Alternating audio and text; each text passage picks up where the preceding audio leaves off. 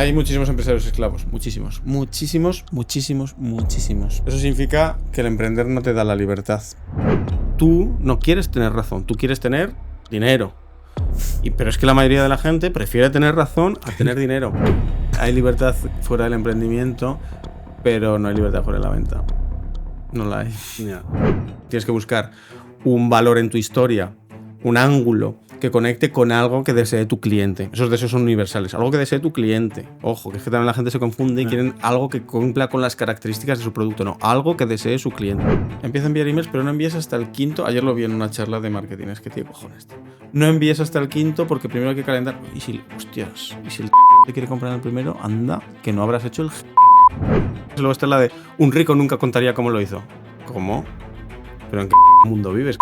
Si los empresarios escribiendo libros existen desde hace cientos de años, por supuesto que un rico lo contaría. Es más, un rico ha llegado precisamente porque... Y vamos a hablar del tema hater. El problema es que la gente se imagina una persona normal detrás del teclado. Se imagina una persona normal, aseada, culta, con un cociente intelectual aceptable, que no es una persona normal, que esa persona no pisa la calle, que tiene las uñas negras y los dedos con polvo naranja de los Doritos. Esa es la persona que te está escribiendo. Es un paria social. Y ayudamos a orfanatos, les damos todos los recursos que están a nuestro alcance y a niños que tienen problemas de salud jodidos. La Seguridad Social no se lo cubre, sois unos auténticos hijos de la gran políticos por esto, que lo sepáis. Y sois más hijos de la gran los que decís que la Seguridad Social lo cubre todo. Esos ya sois los hijos máximo porque sois los que habilitáis que los políticos puedan hacer esto.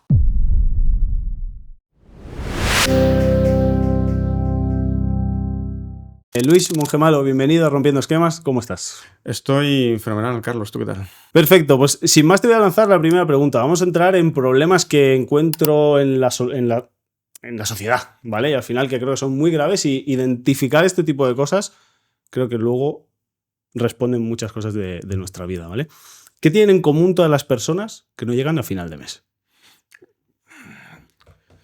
Hay distintas situaciones y no voy a ser aquí el gurú mega extremo que te diga, mega contundente que te diga, no, es porque todo el mundo tal. Pero hay mucho ego, es lo que más condena a la pobreza, por encima de todo, por encima de la inteligencia, fíjate lo que te digo. Por encima del trabajo, ¿eh? No digo que la inteligencia no ayude y que el trabajo no sea necesario, ambas cosas lo son. Pero he visto a mucha gente fracasar y pocos lo han hecho por tontos. Y pocos lo han hecho por escasez de trabajo. De hecho, la mayoría de la gente trabaja un huevo. Se levantan, madrugan, van a un lugar que no les gusta, aguantan gente que no les cae bien durante 8 horas. El domingo por la tarde ya están sufriendo. El lunes a repetir. Y, o sea, trabajan. Y de hecho hacen un esfuerzo psicológico por aguantar el trabajo mucho mayor de lo que hacen otros en otros lugares. Pero el ego es lo que te mata. Es decir, ha tenido suerte, se lo montó a sus padres, mi situación es distinta, mi caso es distinto, mis clientes, mi entorno no lo aceptarían, estoy demasiado solo, eso no funciona, no tiene ni puta idea, que gana 10 veces lo que yo no tiene ni puta idea, lo que hay que hacer es repartir la riqueza. Bueno, cada uno lo verbaliza, lo articula de una manera distinta. Pero el ego es un lastre, es el mayor de los lastres. Me ha hecho especial ilusión que digas que esto no funciona para mí, ese tipo de cosas en cuanto al negocio, porque yo he estado en esa fase, ¿vale? De que yo creo que este tipo de servicio de venta que tú me decías no lo puedo aplicar en mi negocio. Claro, en mi negocio era un caso, bueno, sigue siendo el caso, pues que voy a grupos, ¿vale? Entonces hay como varios decisores detrás. Y entonces yo decía, digo, ya, pero hasta que me he dado cuenta que igualmente, a ver, solo sigue habiendo un decisor, que en este caso es el entrenador o el coordinador o el presidente de X que luego transmite la palabra. Esto me ha hecho gracia, digo, porque yo siempre he estado metido en ese bucle y... Yo ese ejercicio lo he hecho con muchos vendedores a los que les he dado consultoría y empresarios que me dicen, es que en mi caso es difícil porque hay varios decisores. Y digo, venga, vale, tráeme un papel, vamos a poner quién es el decisor, ¿no? El fundador, el socio, el inversor, el vicepresidente, el director de marketing. Vale, venga, 5, no sé, creo que he dicho 5. Fenomenal.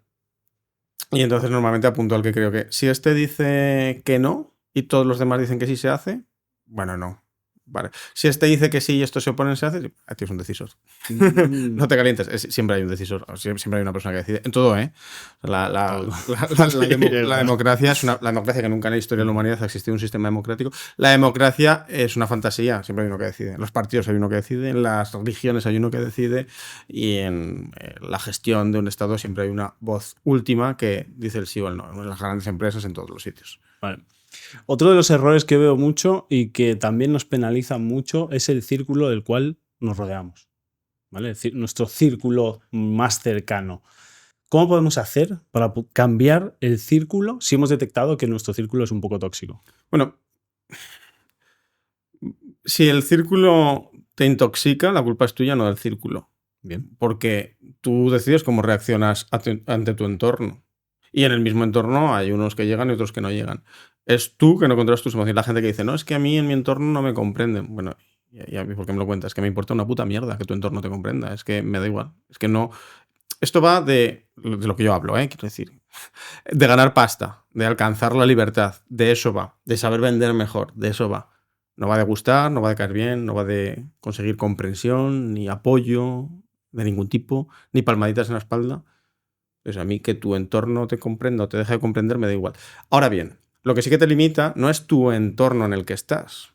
Lo que te limita es no estar en otro entorno. Es muy distinto el punto. Es decir, que tu familia no te apoye o que tus amigos no te apoyen, no te entiendan, eso te jodes y esa es la vida. Y si todo el mundo te apoyara, significaría que no hay oportunidad, porque la gracia está en que, como hay mucha gente que no entiende, que no ve aquello que tú sí que ves, o que no cree en aquello que tú sí que crees, pues existe una oportunidad. Pero sí que es verdad que no llegar, por ejemplo, en la venta a lugares de cierto poder adquisitivo, eso sí que te afecta. Y eso es muy fácil llegar. Ahora eres tú el que a lo mejor te niegas a conseguirlo, pero eso es muy fácil llegar. Simplemente lo único que tienes que hacer es ir a los lugares donde está esa gente de mayor poder adquisitivo. Es muy gracioso, ¿no? Esta excusa que ponen siempre los frustrados, que es, es que tenía contactos. Coño, pues, joder, me estás diciendo que sabes la respuesta. Me está diciendo que es como cuando también se critica los impuestos y dice, bueno, pues Andorra cobra muy poco, por poner un ejemplo, ¿no? O San Marino o el país que sea. Pero son microestados. Coño, que la solución era fraccionar el Estado para pagar poco. Coño, fraccionemos el Estado, quiere decir. No, que van a ver, pero esto es lo mismo. Si sabes que los contactos son la solución, que luego no es, o sea, es una parte importantísima en el networking, pero que no es la solución. Pero bueno, si tú crees que todo se basa, la clave está en tener contactos, coño, tira y consíguelos, cabrón. No es nunca tener contactos, es conseguirlos. La película es conseguirlos. Y eso es tan fácil como ir a esos lugares y hablarle a esa gente. Así se hacen las relaciones, no hay otra manera. Y esto es 100% verdad. Yo he estado, que ya lo he dicho en varios podcasts, ¿no? Pero yo he estado trabajando 10 años en un hotel de lujo aquí en Barcelona, Paso de Gracia. Y allí es donde he descubierto y he visto de todo.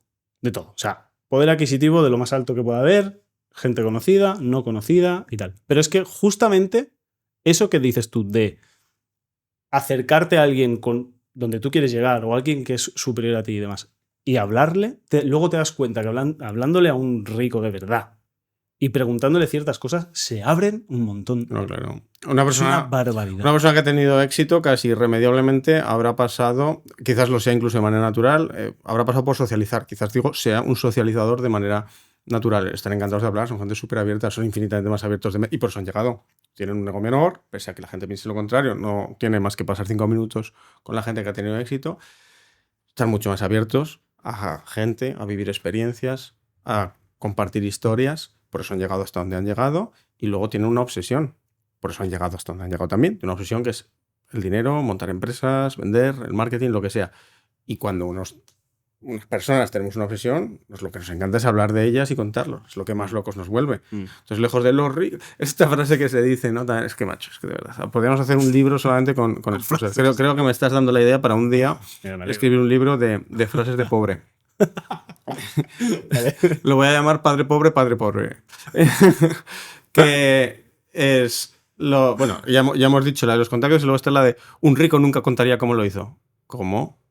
¿Pero en qué puto mundo vives, cabrón? Si los empresarios escribiendo libros existen desde hace cientos de años. Por supuesto que un rico lo contaría. Es más, un rico ha llegado precisamente porque lo cuenta, porque lo comparte, porque hace conexiones compartiendo historias con otros de los cuales aprende. Y el ser humano es como evoluciona, aprovechando el conocimiento que han adquirido previamente otros. No sé, es increíble la pila de mierda que nos decimos con tal de no mover el culo. Total. Y eso muchas veces nosotros mismos nos tiramos esa mierda a la cabeza, como tú acabas de decir. Es que nos autolimitamos y no podemos llegar a crecer más. Bueno, un crecimiento pequeño, aunque sea, por esas mierdas. El tema de la envidia. ¿Qué papel juega la envidia en el fracaso de nuestra economía, vamos a decir? Mira, la envidia es ego. Es que volvemos al mismo problema. El envidiar a otro. Y además... La envidia nunca es explícita. Porque la envidia, nadie... La gente habla en términos de cómo le gustaría que le percibieran. Entonces yo no puedo decir te odio porque te envidio. Un hater no puede decir te odio porque te envidio. Entonces busca a qué agarrarse para que no se vea que explícitamente es la envidia. Pero es el ego en el fondo.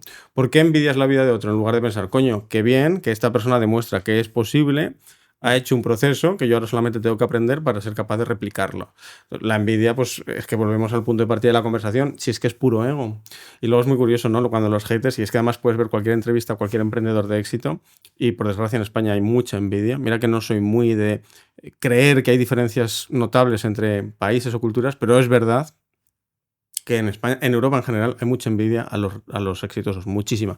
Tú miras cualquier entrevista a alguien que haya tenido un mínimo éxito en español y no falla en las críticas, que en el fondo son pura envidia. Y normalmente llega alguien, a veces el propio entrevistado, tienes envidia. No es envidia. Claro que es envidia, lógico que es envidia. Si no fuera envidia no te provocaría ninguna reacción. Entonces, si mientras no mates el ego no podrás llegar a ningún sitio, porque querrás que el mundo se adapte a ti, en lugar de adaptarte tú al mundo, y eso no lleva a ningún sitio. ¿Y qué formas tú crees que nos podemos, ahora que hemos encontrado que el problema puede ser el ego, qué formas podemos decirnos, hacernos hacia nosotros no, hay gente para que quitarnos el ego? Nada. O amas la libertad o no la amas. Es decir, si puedes trabajar, si la amas y darte cuenta de dónde estás fallando y trabajar en ello, pero si no amas la libertad y verás a otros triunfar, si no amas la libertad no estarás dispuesto a hacer lo que hay que hacer para conseguirla, verás a otros triunfar, como no estarás dispuesto a hacer lo que están haciendo. En lugar de sentirte mal, de castigarte por las noches, te darás un somnífero que es el ego, que te dirá un montón de excusas por las cuales tu situación es la correcta. Y no es porque no hayas hecho lo que había que hacer, sino es por cosas que no podías controlar.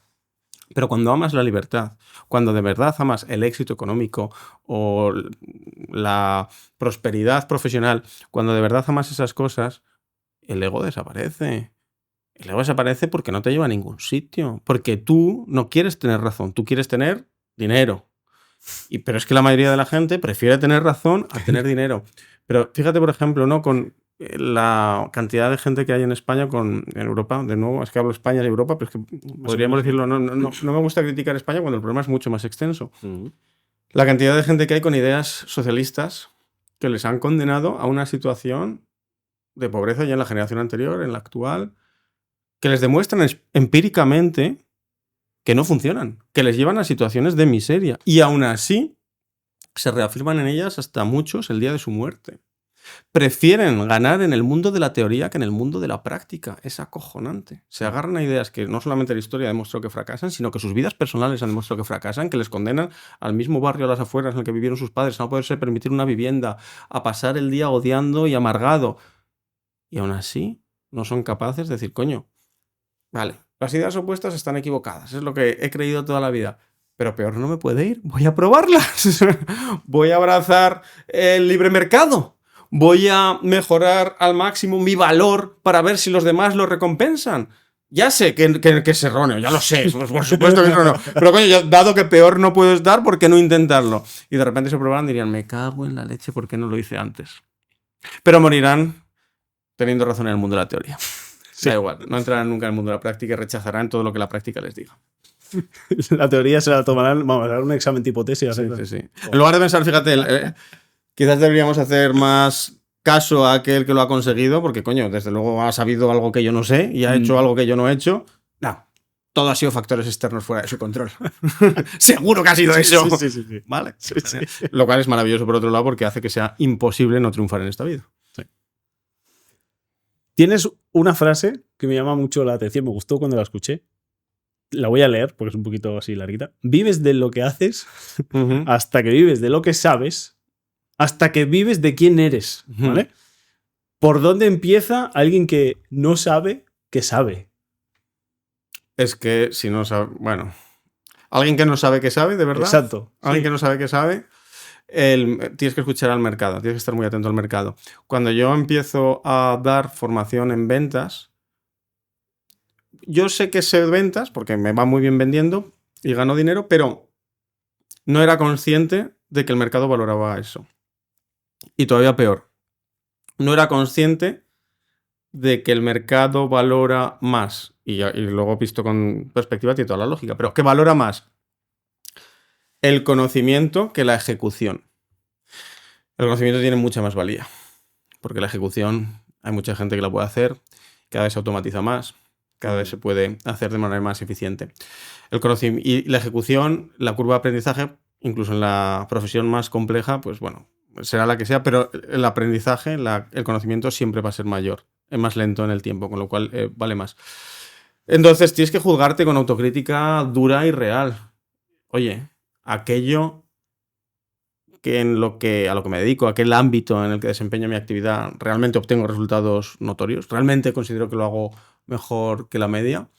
Y esto es algo que tiene una demanda en el mercado. Esas son las preguntas que te tienes que hacer. Y si es así, ese conocimiento tiene muchísimo valor. Y son dos cosas que a mí me costó mucho aceptar. ¿Cómo va a ser que el mercado valore el conocimiento y lo valore tanto? Cuando cuesta mucho menos de transmitir el conocimiento que de transmitir la acción. Porque en mi cerebro autosaboteador, que en el fondo todos tenemos también, Hombre. además del ego, nos gusta ver las cosas más difíciles de lo que son. Bueno, porque tenemos cierto... tenemos cierta incredulidad a que dentro de nosotros esté aquello que necesitamos para triunfar, ¿no? Pues yo decía, no tiene ningún sentido que si a mí me conlleva menos esfuerzo, esté más valorado. Estaba juzgando en base a mi esfuerzo en lugar de en base al valor que le aporta el mercado, lo cual es una estupidez tremenda, pero mi cerebro se saboteaba de esa manera. Entonces, júzgate con autocrítica. Lo que haces realmente tiene un resultado notoriamente superior a lo que te rodea. Y segundo, el mercado demanda ese conocimiento. Tienes todo lo que necesitas para vivir de lo que sabes. Vale. Y escucha, vale. Una cosa, hago aquí un apunte importante. Ponlo. ¿Tienes lo que necesitas para vivir de lo que sabes o no?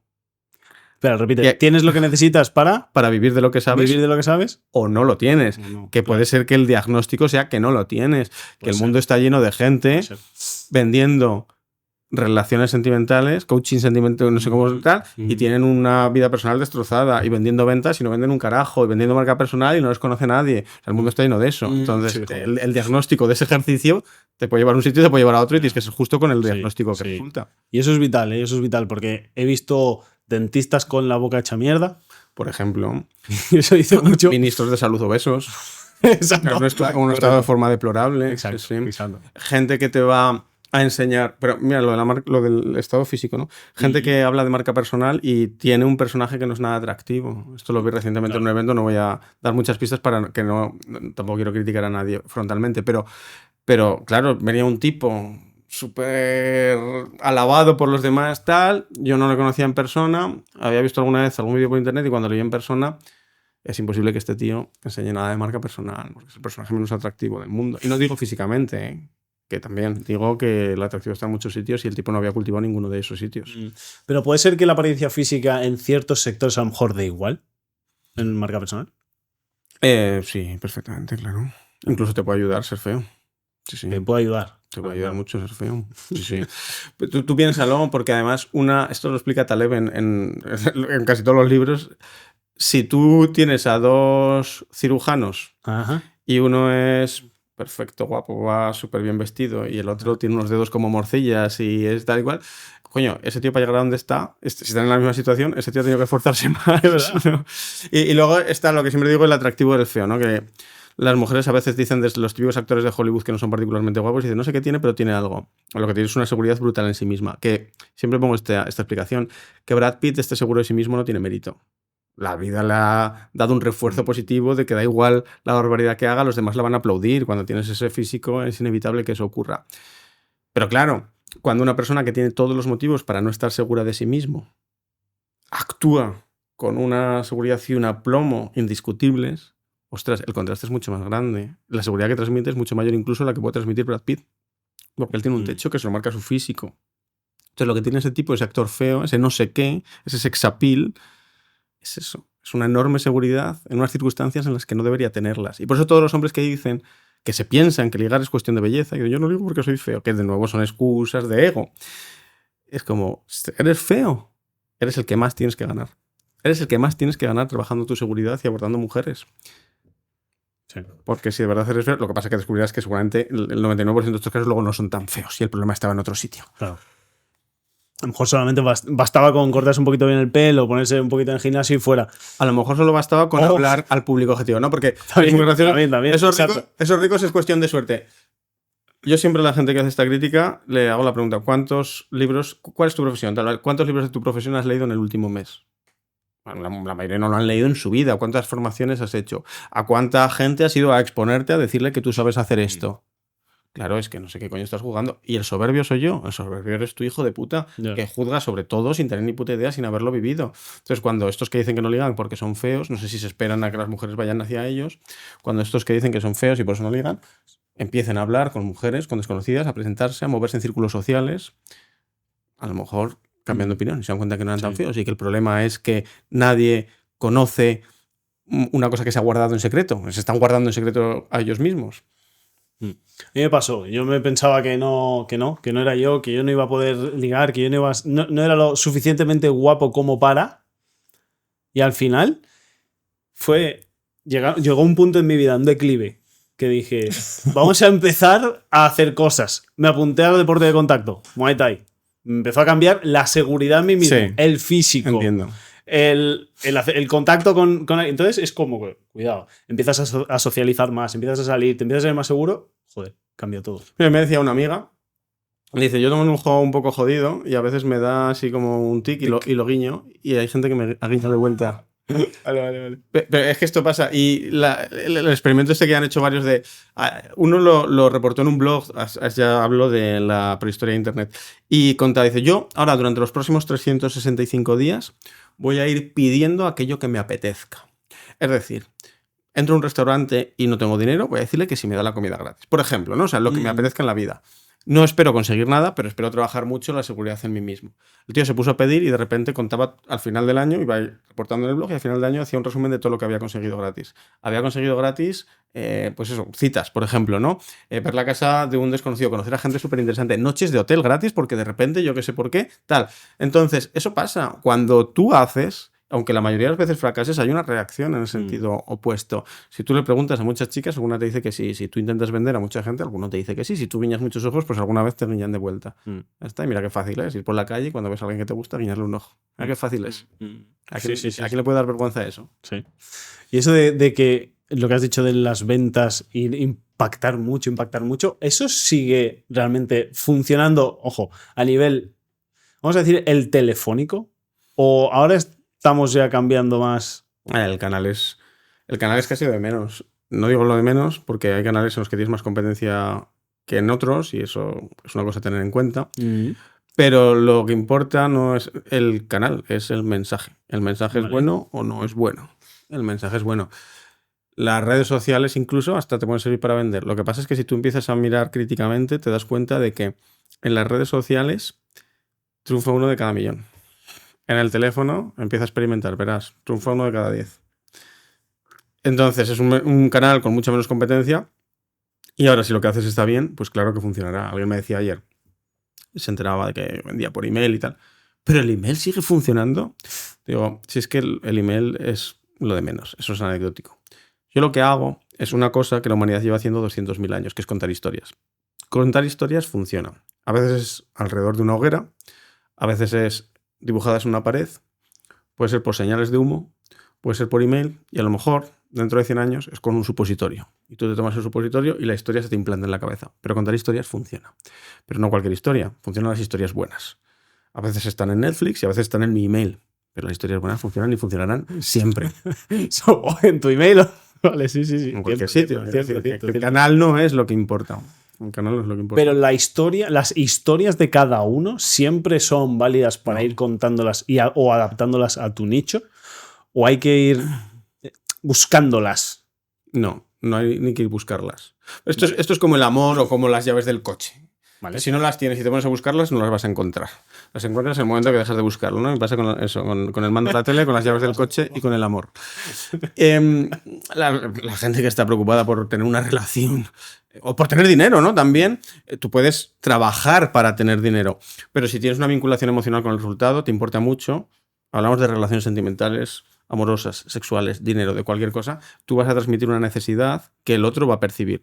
Eso significa que las mejores oportunidades, las más selectas, van a huir de ti porque van a ver esa necesidad. Luego tú te vas a quedar con la primera que se presente o de las primeras que se presente. Aunque tú no lo creas y pienses que eres muy exigente, vas a bajar tu nivel. Y lo peor de todo, vas a perpetuarlas, vas a mantener relaciones, condiciones, lo que sea, que no te interesan. Entonces, no todas historias valen, hay que acumular buenas historias, pero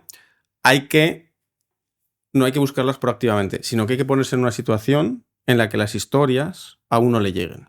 Me explico. La forma en la que escribe Stephen King dice: yo no pienso historias.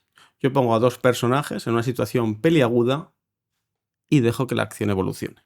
Y voy escribiendo lo que va ocurriendo. Pero yo estoy viendo una película y la estoy transcribiendo. Esta es la forma en la que escribe Stephen King. Ahora, acabo de comer con un tipo que acaba de vender una startup por 15 millones de euros. Estaba ahí todo contento, contándomelo y no sé qué, no sé cuántas. Y me dice: quiero trabajar mi marca personal. Esta es mi historia de origen. ¿Qué me recomiendas? Y olvídate de tu historia de origen. Tu historia de origen es mucho menos importante de lo que piensas. Tú ahora tienes que trabajar tu marca personal sin exponerte en ningún sitio. Tú ahora tienes que acumular historias. Ya tienes unas cuantas historias. Has emprendido, has luchado, lo has conseguido, has hecho un éxito, has trabajado con inversores. Ahí tienes bastantes historias. Ahora tienes pasta, tienes algo más de tiempo, tienes algo más de libertad. Empieza a buscarte la vida. Empieza a viajar, empieza a ir a un tipo que tiene una vida súper interesante y charlar con él simplemente por placer. Empieza a leer y a cultivarte, o lo que sea que te guste hacer, a vivir experiencias que merezcan la pena ser vividas. Eso es lo que tienes que hacer. Y un día tendrás un plan espectacular y no surgirá nada reseñable, y el día que menos lo esperas, en el momento que te colocas en esas situaciones, surgen historias apasionantes. Y dirás: pero es que yo no tengo dinero. Pero es que no necesitas dinero para vivir historias apasionantes. Lo que necesitas es huevos, valentía, es salir a la calle, es darte un paseo de 20 kilómetros, es aceptar esa invitación que en ninguna circunstancia hubieras aceptado. Es decir: oye, ¿puedo hablar en público en este evento? Es buscarse también la incomodidad, es todo eso. Y eso te va dando esa experiencia.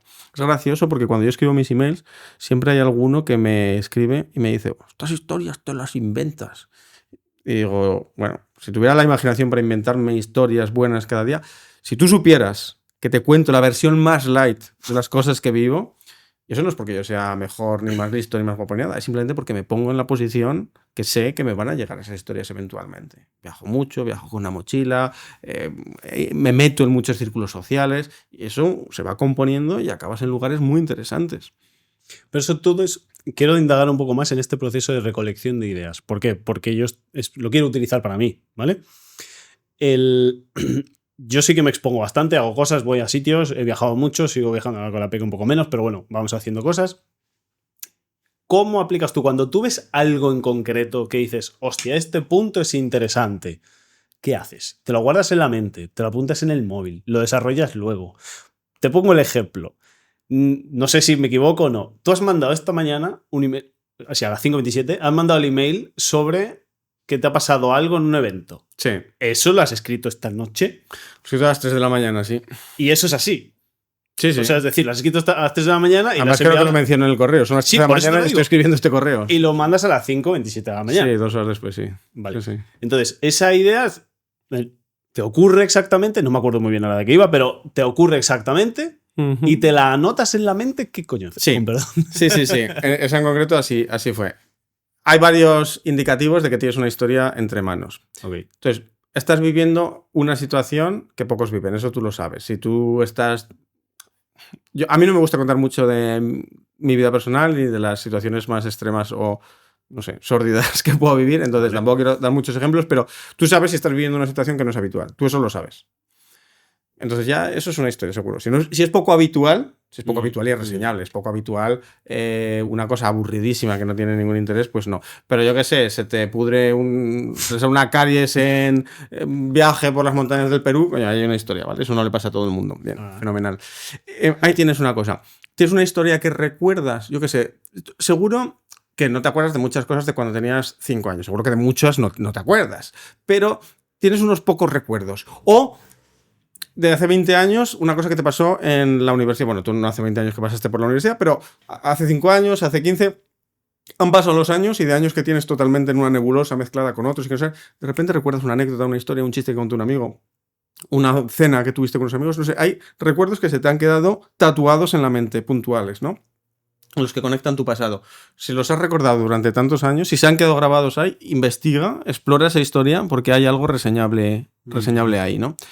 Lo que te agita. Ese es otro muy buen indicativo de que esa historia tiene algo. Entonces, yo estaba en un evento, estaba en Andorra, hablé ante 1000 personas. Ya es una situación, ya sé que es poco habitual. Ya es posible que esté viviendo experiencias que merezcan la pena ser contadas. De repente, bueno, acabó la charla, mucha gente me abraza, me hace fotos, me da la mano. Bueno, esto sigue siendo poco habitual, sigue siendo interesante. Y se da un caso en el que, lo cuento en el correo, Ajá. llega un tío y me dice, todo el mundo me está dando la enhorabuena, haciéndome la pelota. Vale, ahora me acuerdo. Y llega un tío y me dice, fatal, horrible, no me ha gustado nada, es malísima. Me agita la situación. Digo, ¿será gilipollas el tío este? Ahí hay una historia, te está agitando, puedes provocar esa agitación. Y ya cuando ya estoy pensando que este tío es gilipollas, viene un segundo después y me dice, oye, ¿me das tu número y quedamos alguna vez? Y digo, este tío es profundamente gilipollas, ¿cómo no voy a contar esta historia? No, aquí hay un aprendizaje, aquí hay una historia, porque al final aprendizajes hay en cada situación de la vida. Simplemente en esta conversación que estamos teniendo hay aprendizajes, lo que hemos empezado hablando de lo difícil que es mirar a la cámara, tal. Ahora, yo eso no lo puedo contar de cualquier manera, no puedo soltar la teoría escrita como si fuera un telegrama frío, porque nadie va a pasar desapercibida, nadie la va a compartir, mi base de datos no va a crecer, nadie me va a comprar. Pero claro, aquí tengo historias, estoy viviendo una situación peculiar, he dado una charla, puedo enseñar cosas que he usado yo para dar esa charla bien, que es lo que he hecho en el email. Pero además puedo usar un anclaje, puedo usar un tatuaje, puedo hacer algo en el que esa teoría, esa información se combine con diversión de tal forma que quede en la memoria de quien la lee o de que la quieran leer de principio a fin. Combino información con diversión o información con entretenimiento y en última instancia la acción, ¿no? Lo que tiene que tener un buen mensaje de ventas: información, entretenimiento y acción. Y así lo hago y las identifico con esos criterios que te he dicho. La recuerdo, es única, me agita. Esos 3 criterios son muy buenos para seleccionar historias. Luego, tengo que hacer un apunte importante, porque si tu situación te emociona pero no tiene nada de única, no es una buena historia. Que tus hijos sean muy guapos y muy rubios, yo te felicito por ello, pero no le interesa a nadie. Y mucha gente acaba contando esa historia. Es que claro, es que mi hijo me diga, eso es una puta mierda. O sea, lo que tu hijo haya dicho una cosa que nos vamos a partir todos el culo. Entonces cuéntala, ¿no? Porque ahí ya sí. Pero que tengas unos hijos que estén sanos y que tú los quieras muchísimo, pues eso es bastante mundano. Ahí no hay historia. Por poner un ejemplo. Digo los hijos porque a todo el mundo le... Oye, ¿yo puedo hablar de mis hijos? ¿Yo puedo presumir de mi familia? Bueno, si quieres ganar dinero y que la gente escuche tus historias, no. Exacto, sí. Vale, y tú siempre hilas, porque tú vendes siempre, o Siempre. en cada correo. Sí, sí, sí. Vale. Tú coges el aprendizaje que acabas de hacer, que acabas de encontrar, aquella pepita de oro que tienes, la empiezas a desarrollar, metes un buen storytelling y cómo tú conectas con ese mensaje, con ese CTA, con ese valor. ¿Es algo que tú mismo tienes que pensar en ello, en cómo conectarlo? Y eso cuesta. Siempre hay un enlace, siempre hay un enlace. Mira, por ejemplo, voy a poner el email como enlazo con la venta, ¿vale? Doy una charla. ¿De qué doy la charla de ventas? Esto es fácil, vale, pues mira, el aprendizaje principal que transmito en la charla, tal, vale, bien. Pero hasta aquí, esto es fácil, esto lo podría hacer cualquiera. Luego, digo, un tío se me acerca y me dice que la charla no le ha gustado nada. Y un segundo después vuelve y me dice que si a ver si quedamos un día para tomarnos una cerveza, ¿no? Bien. Ahora, ¿qué hago yo? Yo vendo formación en ventas, ¿bien? Entonces, vale, vamos a ver. Tengo un tipo que me ha puesto a parir, pero quería tomar una cerveza. Y quiero vender una formación en ventas. ¿Qué tengo que encontrar? Y esta es la clave. Tienes que encontrar un puente que conecte lo uno con lo otro. ¿Cómo haces esto? Esto es fácil. Si tuviéramos ejemplos, y ojalá hubiera aquí público y pudieran preguntarme, porque haríamos 100 ejemplos seguidos y empezarían a ver el patrón, ¿no? Digo, coño, pues muy fácil. Este tío es gilipollas. Es tan gilipollas que me ha sorprendido lo gilipollas que es. Entonces, aprendizaje, claro. Da igual cómo de gilipollas creas que es el ser humano, cada día te sorprenderán. Ese es el nivel de competencia al que te enfrentas. Malo será que la situación en la que estás es la mejor posible de todas. Seguramente haya mucho margen de mejora dado el nivel de los que te rodean. Aquí tienes en este caso lo que vendía, una comunidad de gente muy competitiva, que móntate aquí, súmate para que te empujen y seas parte de ellos. O sea, ahí busco el enlace. Pero es un trabajo que a lo mejor te cuesta más al principio, pero que enseguida te saldrá solo. Y ya te digo, es que es una pena porque sería muy bueno hacer el ejercicio con audiencia para hacer 20 ejemplos seguidos y que vieran que cualquier historia prácticamente se puede conectar con aquello que venden. Tienes que buscar un valor en tu historia, un ángulo que conecte con algo que desee tu cliente. Esos deseos son universales. Algo que desee tu cliente. Ojo, que es que también la gente se confunde y quieren algo que cumpla con las características de su producto. No, algo que desee su cliente. Mi cliente quiere triunfar. Entonces, como el cliente quiere triunfar y quiere libertad y quiere dinero, pues es muy fácil decirle, coño, pues puedes conseguir más si te mentalizas de que la gente con la que compites tiene un nivel muy bajo. Venga, vamos a trabajar juntos para conseguirlo. Pero tú piensas desde los deseos del cliente, no desde lo que hace tu producto. Piensas desde los deseos del cliente, insisto mucho en esto. Vale, ahora que has dicho este punto, voy a basarme en mi caso, ¿vale? Que ahora me ha venido un punto que siempre también he luchado mucho con él. Y se ha visto que en los negocios, normalmente para llegar a vender algo, tiene que haber algo que solucione un problema. ¿Vale? Es lo más comúnmente dicho. Comúnmente dicho es. Mi caso no soluciona, o al menos es lo que yo tengo en mente, un problema directo. Lo mío que soluciona son deseos de la gente. Sí. ¿Vale? Que es, por ejemplo, participar en un evento deportivo en concreto. Tú no necesitas, no tienes ese problema para participar en. O sea, es decir, no es, joder, te duele un diente. ¿Me explico? No es tan así. ¿Es lo mismo atacar problemas que deseos? Bueno, no es exactamente igual, pero tampoco hay tantas diferencias. Sí que es verdad que sí, a ver, hay diferencias mínimas. Problemas, necesidades, deseos. En el fondo, por eso, cuando has dicho hay que solucionar un problema, que sé que es la frase más amada por los profesores de marketing, Ajá. que cobran 2.000 euros al mes en la universidad. Pero enseñan marketing, Sí, enseñan marketing, ¿no? Yo no he tenido ninguna empresa nunca, pero. Pero los vendemos somos los otros. Qué fascinante. Entonces, dicen mucho esa frase, pero claro, a mí se me queda corta. Se me queda corta porque pocas veces satisfaces o resuelves problemas. Sí, a veces sí, pero otras muchas son necesidades, otras muchas son deseos. Entonces, lo que podemos es atacarlo desde el punto negativo, desde el punto positivo. Eso es lo que tenemos que pensar. Por ejemplo, tú dices que satisfaces el deseo, ¿no?, de participar en competiciones, ¿sí? Uno de ellos, sí. Por ejemplo. Vale. Está perfecto. Vamos a pensar ángulos para... En grupo, en equipo. Vamos a pensar no en ángulos, vamos a pensar en conversaciones mentales que puede tener esa persona en grupo. Vale. Esta gente a la que le organizas los viajes son deportistas... Quiero decir, son federados, ¿no? Compiten de alguna manera. Compiten y la mayoría, por ejemplo, son niños. No vienen a echar una partida de petanca y o sea, Hostia, hay una liga... Espera, ahora que has dicho lo de petanca, ¿tú te creerías que yo organizo torneos de petanca? No, si me lo dices, me lo creo. Yo organizo torneos de petanca. ¿Lo has dicho por decir o es que más...? No sé. Hay torneos de petanca, entonces. Sí, vale. No sabía. Lo ponía justo como ejemplo de cosa que pensaba que no había. Pues yo organizo competiciones de petanca con alojamiento y muevo 500, 600 personas. Hostia, sí que hay afición a la petanca. No me esperaba yo que te lo juro, me has dejado de lado cuando he hecho petanca, digo. Que ese nicho fuera tan grande. Ni yo. Vale, y son niños. ¿Y a ti el que te contrata quién es? A mí normalmente el que me contrata y accede primero, en este caso, vamos a poner el mercado de los equipos australianos de fútbol base, ¿vale? Que vienen chavales con familias y viajan a España. ¿Vienen las familias de los chavales también en el viaje? ¿Vale? Entonces, el entrenador o el coordinador de ese club, vamos a decir, es el que toma esa decisión de, necesitamos una experiencia para los chicos para ir hacia allá.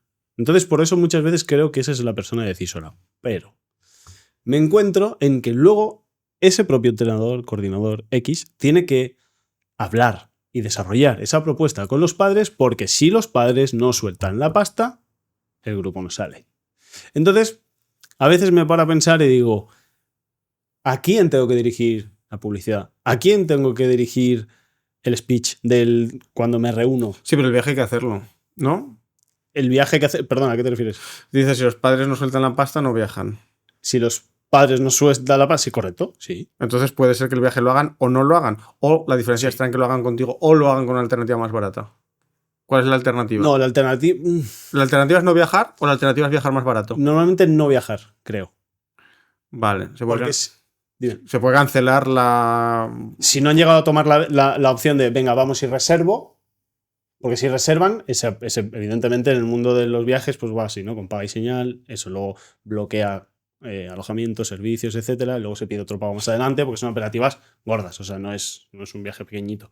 Entonces, se paga una primera parte, un 40% más o menos, lo que se pacte según un poco esa negociación, y a partir de ahí ya se empieza a reservar cosas. Entonces, hasta que hacen ese pago han tenido que haber como varias reuniones, expression of interest entre ellos para saber si los padres están dispuestos a enviar a sus hijos. Ahí no hay un problema de decisores. Ahí estamos identificando mal el problema. Hay un problema de cualificación. Cualificación de... Nunca se debería dar la alternativa de no viajar. Puedes perder un cliente porque elija un competidor. Eso, ok. Pasa. Debe pasar. Debería pasar. Si la alternativa que eligen es no viajar, has cualificado mal. Porque esa persona no debería haberte hecho perder el tiempo en primer lugar. Entonces, tienes que tener o un mínimo, o un desde, o un ejemplo de este viaje costó esto. Eso está. Algo mucho antes de que te contacten. Nunca puede existir la alternativa de no viajar. Nunca. Nunca. Hay un problema de cualificación, no de decisión. Es de cualificación. Si eso está, y aún así te están contactando gente que su alternativa es no viajar, tienes que buscar cuál es el motivo. Pero eso no se puede dar. No están leyendo a lo mejor la web. No sé, ponte. Si no están leyendo la web, hay que reescribirla porque no la están entendiendo o está muy lejos. O a lo mejor antes de hablar contigo deberían recibir un email enviado automáticamente e insista en eso. O a lo mejor deberías pedirles el presupuesto y decirles que tú les vas a hacer una propuesta en ese precio, un poco por debajo y un poco por encima, y no perder el tiempo con aquel que te dé un precio absurdo, pero que el precio ya esté pactado de primeras, pero nunca puede ser que un proceso de venta se pierda porque la persona acaba no haciendo nada por no tener dinero, que es una cosa que critico mucho, por cierto, de esta gente que hace lanzamientos con closes y setters y su puta madre, que pierden ventas por gente que la alternativa es no hacer nada. Es como estás yendo al público equivocado. Hay una mala cualificación. Hay una destinación de recursos a un lugar en el que no debería estar. Eso no debería ocurrir nunca, jamás. Esa gente debería estar más que satisfecha con la web o con la información que des. Eso es lo primero que te diría. Ahora, vamos a suponer que hemos conseguido filtrar a todos aquellos que no tienen dinero y que nunca te han contactado, y que no, porque ya lo han visto en la web o en el email automático que les ha llegado, o yo que sé qué dónde, pero ese problema lo has solucionado, que es el que deberías trabajar ahora. Y Win Without Pitching Manifesto. Ese libro te va a decir cómo hacerlo. Es el libro que tienes ahí detrás. Y luego, el siguiente punto. Vale, el entrenador es el que decide. Si ya hay pasta en la mesa, tú imagínate que estás en el escenario en el que sí que hay pasta en la mesa, que está garantizado que el viaje se hace sí o sí. Puede ser contigo o con otro, pero el viaje se va a hacer. En ese momento, entonces, sí que podemos decir que el decisor es el entrenador, ¿sí? Pues el decisor es el entrenador. Sí. Punto, se acabó. Bien, ahora, ¿cuáles son las mayores preocupaciones, miedos, dolores del entrenador? Pues el hecho de tener que aguantar a todos los padres, 1000 preguntas a lo mejor. Yo creo que es siempre un buen camino para encontrar lo que está ocurriendo dentro de la cabeza de la gente es el miedo. Porque la gente suele ser cobarde. Casi la práctica totalidad de la población es cobarde. Tiene miedo a los demás. Habrá más motivos. Pero intuyo, que si son chavales jóvenes, como me has dicho, hay un miedo. Habrá más motivos, y habrá que sacarlos todos. Pero habrá un miedo a los padres, a que los padres no queden satisfechos. Aunque ese entrenador no gane nada. Sí. Los profesores de escuela tienen miedo a los padres. Los profesores de escuela tienen miedo a los padres. Cuando tiene una reunión con un padre ya están temblando. Pregunta a cualquier profesor de escuela. Un entrenador tiene miedo a los padres. Porque, en el fondo, que el equipo gane o pierda, a un entrenador de infantil o de cadetes o de esos niveles no le va a cambiar absolutamente nada la vida. Le da igual. Si los chavales se lo pasan un poco mejor, un poco peor, no le va a cambiar nada la vida. Ahora, como alguien se queje, va a estar jodido. Como algo no esté bien planificado, como algo y un viaje es una experiencia estresante en la que un millón de cosas pueden salir mal, y no te digo ya si vas en grupo, ¿no? O sea, que una conexión salga mal, que se pierda una maleta, que tal. Como algo de eso haya sido un problema de organización, ese entrenador va a recibir broncas que no quiere recibir y va a tener conversaciones que le incomoda tener. Entonces, yo, por ejemplo, un ángulo que atacaría es, sin decirlo explícitamente, porque nunca lo puedes decir explícitamente, oye, los padres van a quedar muy contentos, pero por ejemplo, a lo mejor testimonios no de entrenadores, sino de padres. O incluso un programa en el que, y los padres tendrán esas cosas para que vuelvan con una experiencia de no sé qué, cuántas, que de manera implícita, sutil, estamos diciendo al entrenador, todo esto está diseñado para que los padres vuelvan enamorados de ti.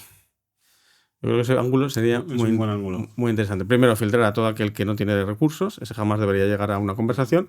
Y segundo, buscar conversaciones mentales. Esta es una, habrá más. Las que has dicho seguro que también tienen un peso en la decisión. Hay que decir, no hay nunca una sola conversación mental. Claro, es que hay... Es un avatar, es como complejo, ¿sabes? Por eso digo, a veces decía lo de, es que no es para mí, porque no es analizar un avatar y ya está. No, es que ese avatar tiene como sus subavatares, que en este caso es pues que el club le permita ese viaje, por ejemplo. Pero es que esos requisitos para cuando llegan a ti tienen que estar... Mira, hoy veía un vídeo que me han pasado muy bueno, que había un tío en un concesionario, un reel de Instagram, y un tío en un concesionario así esperando, y llega una chica y dice, vengo a ver coches. Dice, ¿a verlos? Dice, sí, vengo a verlos. Dice, venga conmigo, señorita, que le voy a enseñar los coches. Y la saca a la calle y le pone enfrente de la carretera y dice, mire cuántos coches tiene, mira cuántos coches. Quédese aquí todo el rato que quiera. Cuando quiera comprarlos, ya entra, porque yo tengo que dar de comer a mi familia. Tú puedes discutir durante el proceso de venta cualquier aspecto que te lleve al cierre. Eso me parece muy bien, pero no puedes discutir si se te puede contratar o no. Eso no está. Eso es un proceso de venta que tiene que mejorar en los primeros pasos. Eso tiene que estar fuera de la conversación. No es que tengo que hablarlo con... No tienes que estar hablando conmigo en este momento. Para cuando vengas conmigo, para cuando empecemos la conversación, tienes que tener ya todos los requisitos necesarios para tomar la decisión hoy. No digo que la tomes hoy, que ojalá y que habrá que trabajar en esa dirección. Digo que no vamos a empezar la conversación si no se cumplen todos los requisitos que te convierten en un cliente potencial. Potencial significa que puedes actuar ya. Normalmente se habla de presupuesto, autoridad, necesidades y tiempos. Es decir, tengo el presupuesto, ya tengo el dinero, es lo que te decía. Esa parte lo tenemos que quitar, ya tiene que estar el dinero asegurado. Tengo la autoridad. No tengo que hablarlo con nadie, ya lo he hablado. Ya sé que vamos a hacer el viaje, ya sé que tenemos recursos para hacer el viaje y ahora sé que lo que queda es elegir al proveedor con el que firmar. Tengo que tener la autoridad. Tengo que tener la necesidad. Esto parece una tontería, pero no lo es. Tengo que saber lo que quiero y por qué lo quiero. Quiero un viaje porque vamos a competir. En este caso creo que no hay mayor complicación que eso. Que para cuando están buscando... Pero claro, quiero un viaje porque a lo mejor es posible... No. Tienes que saber que ese viaje está más que hablado, que sabéis con qué propósito vais. No es que lo estamos hablando porque queremos hacer un convenio con una escuela de España para... No tienes la necesidad, no estás en el punto de tener la necesidad. Y luego tiempos, tienes unos tiempos razonables. Ay, es que queremos un viaje para este domingo. Me vas a hacer perder el tiempo. Hay muchos vendedores malos y muchos formadores que dicen, no, el cliente está caliente, ciérralo. Ese cliente no es serio. Un cliente que toma decisiones así no es serio. Sí, estamos pensando para dentro de 4 meses. No, tampoco. O sea, eso tampoco es así, ¿no? Entonces, esos son los criterios con los cuales el cliente ya tiene que venir a ti. Si no los puedes determinar o no los puedes filtrar todos antes de que empiecen la conversación, los tienes que hacer en los 30 primeros segundos de conversación, los primeros 2 minutos de conversación. ¿Vale? Pero no, es que es ambiguo, es que hay decisores, es que tienen que hablarlo para arriba, para abajo. No, es que eso tiene que estar fuera de la mesa enseguida, muy rápidamente. Vale, pero en ese caso, ya no solo en mi negocio, en cualquier otro, como yo sé que esos 4 puntos ya están fuera en un momento, imagínate que alguien ha hecho una reserva en Calendly y la tienes porque tú has puesto ciertos puntos y esa persona pues ha puesto lo que le sale del pie. Y luego tú tienes que detectar esos 4 puntos. Por ejemplo, presupuesto, ¿cómo lo puedes hacer? Tú tienes un presupuesto mínimo, tienes un rango, o lo pides. Sí. ¿Cuánto presupuesto tienes? Entonces, en el Calendly, si vas a funcionar a través de Calendly, pues esa pregunta, por ejemplo, marca un check si has leído que yo trabajo mínimo para grupos con una inversión de no sé cuánto. Check. O pregunta de obligada respuesta y si no, ¿cuánto presupuesto tienes? Y la respuesta es, no lo sé. Así ya ni le escribes de vuelta, ¿vale? Esa es la forma. Luego, la autoridad. La autoridad es muy fácil porque la vas a obtener si has sabido rellenar bien este formulario y sabe contestar bien las preguntas que le haces a continuación. Entonces, así es como lo vas a saber. Entonces, cuando le digas, ¿por qué queréis viajar? Y sepa explicarlo bien. Pues si la respuesta es, ¿por qué queréis viajar? Y él te dice, porque queremos viajar. No. Hay un propósito concreto para el viaje. No es que a mí me interese tu vida. Es que quiero saber si de verdad vais para adelante o estáis explorando el montar un club. O sea, no son las mismas situaciones. Entonces, si sabes responder a esta pregunta y has sabido responder al formulario, lo más probable es que tenga autoridad. Y luego, además, eso tienes que verificarlo con ¿a qué te dedicas? ¿Cuál es tu función? ¿Cuál es tu rol? El error que cometen muchos vendedores es decir, ¿eres el decisor? Todo el mundo que te llame va a suponer que es el decisor. Por ego. Pero dices, sí. Pero ¿a qué te dedicas? ¿Cuál es tu función en el club, en el equipo, en la empresa en la que estás? Y entonces, con la descripción que te da y los datos que tienes de si has sabido responder mejor o peor, tú eres el que emite el juicio, tú eres el que decide, que es decir, no lo elige él, pues si lo elige él seguro que es que sí. Tú eliges si eres decisor y tienes esos 3 puntos de información, la respuesta a por qué lo necesitáis, cómo te ha rellenado el formulario y cuál es su puesto de trabajo. Incluso le puedes preguntar ¿y cuántos años llevas? Porque una persona que es jefe máximo pero lleva 6 meses no decide una puta mierda, decíamos los subordinados. 6 meses, no es nada. Y luego los tiempos te los va a decir él mismo. Porque le vas a decir, bueno, claro, además tu caso es muy fácil en viajes porque necesito fechas. Porque no vale lo mismo viajar en unas fechas que en otras. Y ahí lo vas a ver. No, nos da igual. Entre abril y agosto. Déjame en paz. Mira, tiene que ser entre las últimas semanas de abril y las primeras de mayo. Vale, venga, estamos hablando. Esto va para adelante. O sea que en tu caso en viajes en particular, tienes una excusa muy buena para preguntarlo, con lo cual es fácil.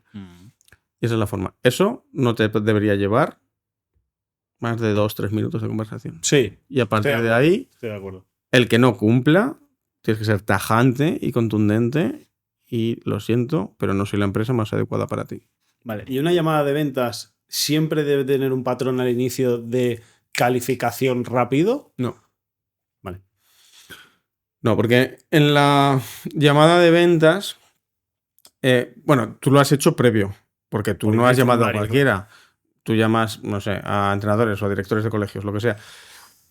No llamas a electricistas.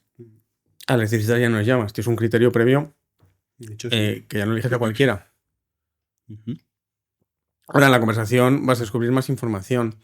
En la conversación puedes descubrir que estabas totalmente despistado, que le vendes o que no es el momento. Esas son las 3 posibilidades. Y habrá veces que te equivoques. Bueno, descartar de más nunca es un problema porque hay muchas oportunidades. Hay que descartar rápido. Eso significa que a veces descartas de más, pero compensa en el cómputo global porque tu velocidad aumenta mucho. A veces pensarás que estás listo para cerrar y a lo mejor no será hasta la segunda o tercera conversación que descubres que no, pero tienes que trabajar para descubrirlo cuanto antes. Entonces, la llamada... A veces podrás llegar hasta el cierre, otras no. Desde luego tu intención y tu propósito va a ser siempre llegar al cierre. A veces tendrás que cortar antes, a veces descartarás, a veces lo descubrirás en segunda o tercera llamada. No más, tampoco. Si te ha sido la cuarta, ha sido muy perro. Me da igual lo complicado que sea aquello que vendes. Pero en cualquier caso, la llamada tiene un beneficio adicional. Y es que estás creando network, estás haciendo network, estás creando una base de datos de personas a las cuales les puedes seguir impactando por WhatsApp, por Telegram, por Facebook, por email. Y esas... Por eso digo que la opción intermedia es, no es mi cliente hoy. Pero si tú los agregas y le sigues escribiendo, es cuestión de tiempo que en un momento se cruce su necesidad con tu oferta. Y ahí venderás. Y en el momento que detectes que uno descartas. Que detectas que está en proceso de hoy no, pero mañana a lo mejor sí, lo metes en una base de datos de seguimiento, automatizado y masivo, y si es que sí, pues intentas el cierre. Y luego puede ser que descubras que no más adelante. La repetición, qué buena es. La repetición es lo más maravilloso que existe. ¿Y tú sabes por qué más o menos estás aquí? Yo estoy aquí porque, bueno, pues porque he repetido mucho a lo largo de la vida, supongo. Sí, pero he repetido yo en mi caso ti que vengas. O sea, no he parado. ¿No te dije que sí a la primera entonces? No. De hecho, ni me dijiste directamente, porque fue cuando... De hecho, hablé contigo en Zaragoza en el evento de ciencias del comportamiento. Ajá. ¿Vale? Es verdad, sí. En la puerta te esperé, digo, que hablase todo el mundo, y yo me espero, digo, tal. Pero fíjate, hablar de la repetición, pero la presencialidad. Sí, claro. También. Encontré la brecha de... ¿Dónde va a estar Luis? Aquí. Perfecto. Casualidad que Juan Manuel, entrevistado. Oye, ¿qué hago esto? Vente. Claro, voy. Está perfecto. Yo no me voy sin hablar con él. Y me espero al final. La primera vez que me contactaste, ¿por qué canal fue? Instagram. No, bueno, espérate. Puede ser Instagram o email, pero probablemente haya sido email primero. Como me imagino que recibirás la gran mayoría de impactos. A lo mejor no sé. Sí, bueno. De primeras cuando alguien quiere algo de ti. Mira, si yo ahora me meto aquí y miro redes sociales, miro, yo qué sé, Instagram, miro, bueno, LinkedIn ni te cuento. LinkedIn seguramente que me salgan 78 mensajes sin leer, correcto, y otros tantos contactos sin aceptar. O sea, mira, tú estás viendo mi bandeja de LinkedIn, ¿vale? O sea, o sea, no sé cuánto scroll he hecho ya y puedo seguir haciendo scroll y son mensajes sin leer, mensajes sin leer, mensajes sin leer. Entonces, claro, ¿qué pasa? Que es el primer canal que utiliza todo el mundo. No te contesté porque seguramente ni te leí, no lo sé. No, está claro, sí. Todo es muy cómodo, hay muy poco conflicto, hay muy poca fricción, hay muy poca incomodidad. Y por eso el teléfono funciona, por eso la presencialidad funciona. Lo que decía que el canal no es tan importante, pero tienes que elegir aquellos en los que la relación, éxito, competencia... Entonces, claro, presencial hay menos competencia. ¿Cuánta gente viene a pedirme una entrevista en persona? Muchísimos menos. ¿Y en persona qué pasa? Pues que hay una mayor conexión personal, emocional, que es más incómodo decir que no también para mí. Que estás allí en el evento ya eso automáticamente te otorga una autoridad, porque coño, estás en el mismo entorno en el que estoy yo. Son varias circunstancias. Y luego, claro, has intentado por 1000 canales. También te digo que hubiera sido más eficiente directamente en persona. A lo mejor te hubiera dicho que sí a la primera. ¿Perdona? En persona, si de primeras vas en persona, a lo mejor necesitas, en lugar de 10 impactos, 3. Vale. ¿Por qué? Pero yo jugaba con una cosa en contra, que yo he leído en ¿Tú sabes esa página que tienes que todas las preguntas están respondidas aquí? Sí. Vale. ¿Qué tengo que hacer para enviarte una solicitud para una entrevista? Pues ten al menos vídeos que tengan más de 20.000 reproducciones. Sí, sí, Yo no las sí. tenía ni por putas. Es así al principio. Entonces, ¿cómo mierda? Yo me he esperado. He hecho un poco para... Tampoco te voy a hacer perder el No, tiempo. pero eso está bien, eso está bien. ¿Sabes? Sí, sí, sí. Yo te hubiera ido presencialmente, te persigo en un evento, miro el calendario, estás aquí, voy, te lo digo y probablemente vas a decir, vale, otro día hablamos, yo qué sé, ¿sabes? Eso está bien. La cantidad de gente, te sorprenderías de la cantidad de gente que contacta y dice, voy a empezar un podcast, que es el primer invitado. Y es como, yo no sé desvirgar, yo no hago eso. Tú quieres que yo te haga el podcast, yo no puedo, no.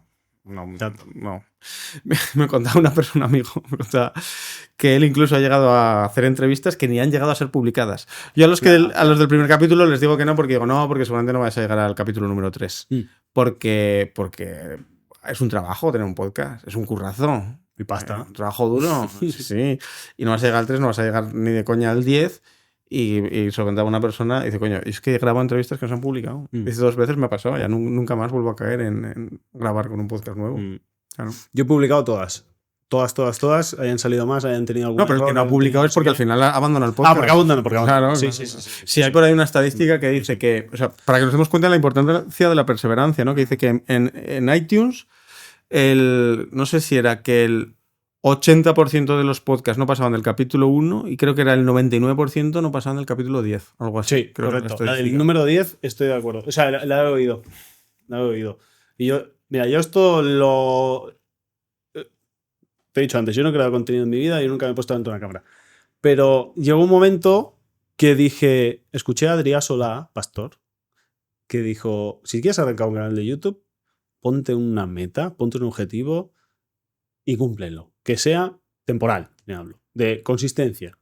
1 año, 2 años, 3 años, lo que sea. Y yo dije, yo me voy a poner 2. Me voy a poner lo que pase. Pase lo que pase, evidentemente. Y voy a hacer un episodio semanal, que es lo que estoy haciendo, sí o sí. Y cuando tienes eso claro, sí.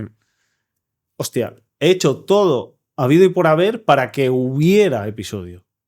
Siempre. Y dije, voy a intentar, y me he puesto el 1 año. Y cuando pasé del año sin monetizar, mentira, monetizar a los 6 meses, pero céntimos, o sea que no vale para nada, dije, voy a aguantar hasta el 3er año. Si no consigo monetizar hasta el 3er año, me lo replanteo. Ya estoy monetizando. O sea, al final es como... Es que la perseverancia es que es así. Mira, ayer grabé con una persona que me dijo, vamos a ir a grabar a un estudio que estoy pagando, con un cámara y un editor que estoy pagando, porque como quedo con ellos todos los días a una misma hora, es obligatorio hacer el podcast. No puedo decir que no. Si fuera en mi casa, bueno, esta semana no pasa nada, pero cuando tienes que cumplir con el tío al que le estás pagando para que esté allí esas horas, así no fallo. Unos anclajes, un buen anclaje, un buen anclaje. Sí. Total. Vale, vamos a seguir con más ventas, ¿vale? Un poquito más de ventas porque creo que quiero generar un contenido más amplio, no solo en mi caso, ¿vale? Sí, hay casos de gente que ya tiene negocios, pero hay gente que no tiene negocios, ni tiene, digamos, nada en su vida y que se limita a trabajar para alguna empresa, siempre. No les vale trabajar de vendedores, pero sí. ¿Más les vale? Trabajar de vendedores. Okay. Yo digo, no todo el mundo debe emprender, eso lo insisto mucho en el mensaje. Hay libertad fuera del emprendimiento, pero no hay libertad fuera de la venta. No la hay. Yeah. A lo mejor no soy un bombero forestal, un jardinero que está muy a su bola, ¿sabes? Pero no la hay. Claro, es que una persona que tiene un empleo puede llegar a tener la libertad financiera. Fíjate, hay muchísimos empresarios esclavos. Muchísimos. Eso significa que el emprender no te da la libertad. Necesariamente. No te la da. Y sin embargo hay algunos trabajadores por cuenta ajena que sí que tienen la libertad, que tienen mucho poder en la empresa. Bueno, de hecho hay trabajadores por cuenta ajena que les acaban haciendo socios de las empresas, ¿no? Pasa a todos los niveles, incluso en multinacionales muy grandes. De repente llega un tipo que es muy bueno y le recompensan con equity. ¿Qué está pasando? Pues será que la clave no es el emprendimiento. Y cuando ves la clave es la venta. ¿Quién está generando el negocio? Si tú sabes generar negocio y eres empresario, pues toda la demás estructura bailará la música que tú toques. Sí. Y si eres vendedor, trabajas por cuenta ajena y sí, empiezas con una nómina, estás limitado, tienes gente que no te cae bien a la que aguantar. Pero llega un momento que adquieres mucho poder, porque nadie quiere prescindir de un tío que supone un porcentaje de facturación importante para su departamento o para su empresa. Y acabas teniendo, y esto estoy cansado de verlo, más poder que tu jefe. De hecho, he visto casos de alguien que ha conseguido vender tanto que su jefe lo ha percibido como una amenaza en estructuras ya muy grandes, jerárquicas, y lo ha echado. Porque, bueno, Si acaso. pasa a ser por si acaso. Pero en una empresa mediana, pequeña, ya eso es más difícil de hacer porque canta mucho. Pero en una muy grande pasa bastante desapercibido. No lo he despedido porque antes tú veías que se te estaba haciendo demasiado poderoso y le has echado. Lo cual es la mejor que te ha podido pasar. Por otro lado, porque esa persona va a encontrar la libertad. Y lo único que en ese lugar era imposible encontrarla. La va a encontrar porque tiene una capacidad de venta buenísima. Y lo van a encontrar y le van a permitir hacer lo que quiera. Y joder, anda que no. Existe la figura del lobo solitario. El lobo solitario es el vendedor que hace lo que le sale de los cojones. El lobo solitario, cuando se analiza ese perfil de vendedor, es de los que mejores resultados obtiene. Pero no es porque el ser lobo solitario te haga vender más. Lobo solitario es el tío que hace lo que sale de los huevos, que no actualiza el CRM como hay que actualizarlo, que le dicen que no se desplace y se desplace, que le dicen que se desplace y no se desplace. O sea, ese es el lobo solitario. Y todos hemos conocido a este tipo de vendedor. Ese tipo, cuando se analiza en los perfiles de empresa, sale que es de los que más vende, porque cuando tú haces lo que te sale de los cojones, o vendes mucho o te echan. Pero si vendes mucho te quedas. Entonces el único lobo solitario que sobrevive en el mundo corporativo es aquel que vende muchísimo. Que el lobo solitario, que en el mundo corporativo existe un perfil que todos identificamos como lobo solitario, te dice que irremediablemente el vendedor que sabe vender adquiere la libertad en la empresa y puede hacer lo que quiere, puede ir al gimnasio a mitad del día si al final cumple su cuota. Y hay gente que dice, no, pero en mi empresa no es así. Si en tu empresa no es así, ya estás perdiendo el tiempo en ella. Pero lo más seguro, lo más normal es que el que no seas así eres tú. Que el que no tiene la capacidad de haber generado suficiente poder seas tú y estés interpretando la empresa, el resto de la empresa desde tu bolsillo, desde tu esquema de valores y te pienses que eso es así. Pero no es así porque es así universal y transversalmente. Es así contigo. Contigo. Tu percepción cambiará en el momento que adquieras otras habilidades y generes otros ingresos. Vale. Y ahora soy un trabajador que está en la rueda y quiero empezar y digo, oye, voy a empezar a vender. Porque en el podcast de Rompiendo Esquemas he escuchado que hay que empezar a vender para encontrar la libertad financiera, lo más probable, ¿no? ¿Qué hago? La libertad vital. Sí, también. Una persona que no se haya dedicado a ventas se quiere dedicar a ventas, ¿no? Exacto. Y dice, hostia, es que cómo Quiero no me he dado hacerlo. cuenta de que el trabajo de recepcionista no era el que daba la libertad, ¿no? Pasa, ¿eh? Yo tengo en mi base de datos, aunque la mayoría son empresarios, lógicamente, y directores de ventas y algunos vendedores, tengo de repente una enfermera que me escribe, una recepcionista, por eso lo he puesto como ejemplo, tal. Tengo gente que me dice, coño, yo nunca me había planteado. ¿Qué tienes que hacer? Lo primero, elegir el producto. Elegir un producto que se venda con facilidad. ¿Para qué vas a empezar a pelear en el terreno más difícil? ¿Tu empresa va para arriba o va para abajo? Porque si va para abajo, a lo mejor tienes que buscar una que vaya para arriba. Y a partir de ahí, ponerte a vender, actúes, no tardes más. Esa es la primera clave del vendedor. Vende más un tipo que no tiene ni puta idea de nada, pero mueve el culo, que uno que estudia todo pero no mueve el culo. Y en cuanto empieces a vender, detecta dónde están tus límites. Coño, pues resulta que no llego a la primera reunión, que es lo que te va a pasar cuando empieces a vender. O sea, es lo que le va pasando al mundo y vas a fallar en los primeros pasos. Venga, voy a empezar a formarme en esto, en las primeras conversaciones, en la presencialidad, en cómo hacer reuniones. Voy a empezar en las llamadas, ¿no? Voy a empezar a formarme en eso. Y empezarás a mejorar y a mejorar y a mejorar, siempre que leas, apliques lo que leas y juzgues el resultado con autocrítica, irremediablemente empezarás a hacerlo cada vez mejor y cada vez mejor y cada vez mejor y cada vez mejor, y con suficiente tiempo te harás con un poder en la empresa que por un lado tu jefe celebrará y por otro lado odiará, porque podrás hacer lo que te dé la gana. ¿Y algún canal en concreto de inicio que tú dices, mira, escucho las ferias? Las ferias. Las ferias. Mira que yo estoy en contra, tío, de las ferias. Nunca he encontrado el... No, para aprender es lo mejor. Para vender no. ¿Qué sirve una feria? Pero para aprender no. No hay ningún lugar en el que puedas tener tantas conversaciones en tan corto espacio de tiempo. Sí. Ese es el punto. Para aprender. Para vender no es lo más rentable ni de coña.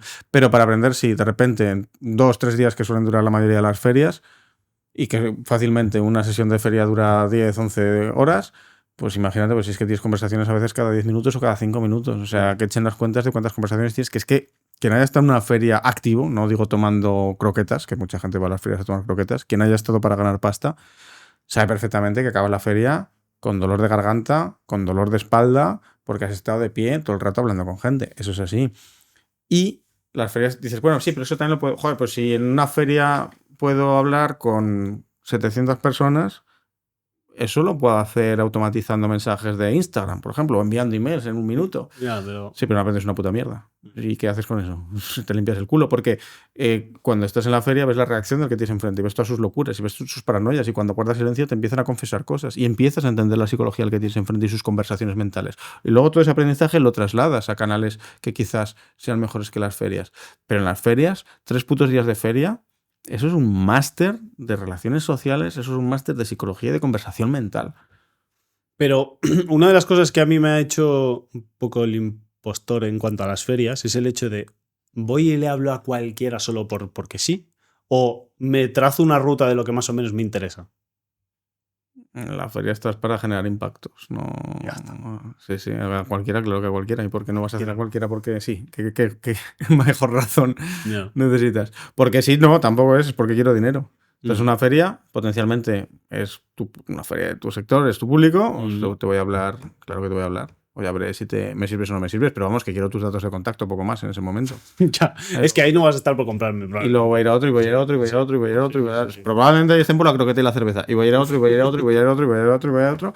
Y al acabar la feria habré tenido 500 conversaciones. Y en esas 500 conversaciones, algunas de segundos, otras de minutos, y luego de repente un tío que has visto que es muy interesante y que está a punto de comprar, y te van a contar su vida y vas a darte cuenta que el porcentaje de locos en la población es mucho más grande del que pensabas, de que la gente es mucho más mentirosa de lo que piensas. Eso lo aprendes con varias ferias ya, ¿no? Entonces aprendes muchísimo de cómo funciona el mercado, claro.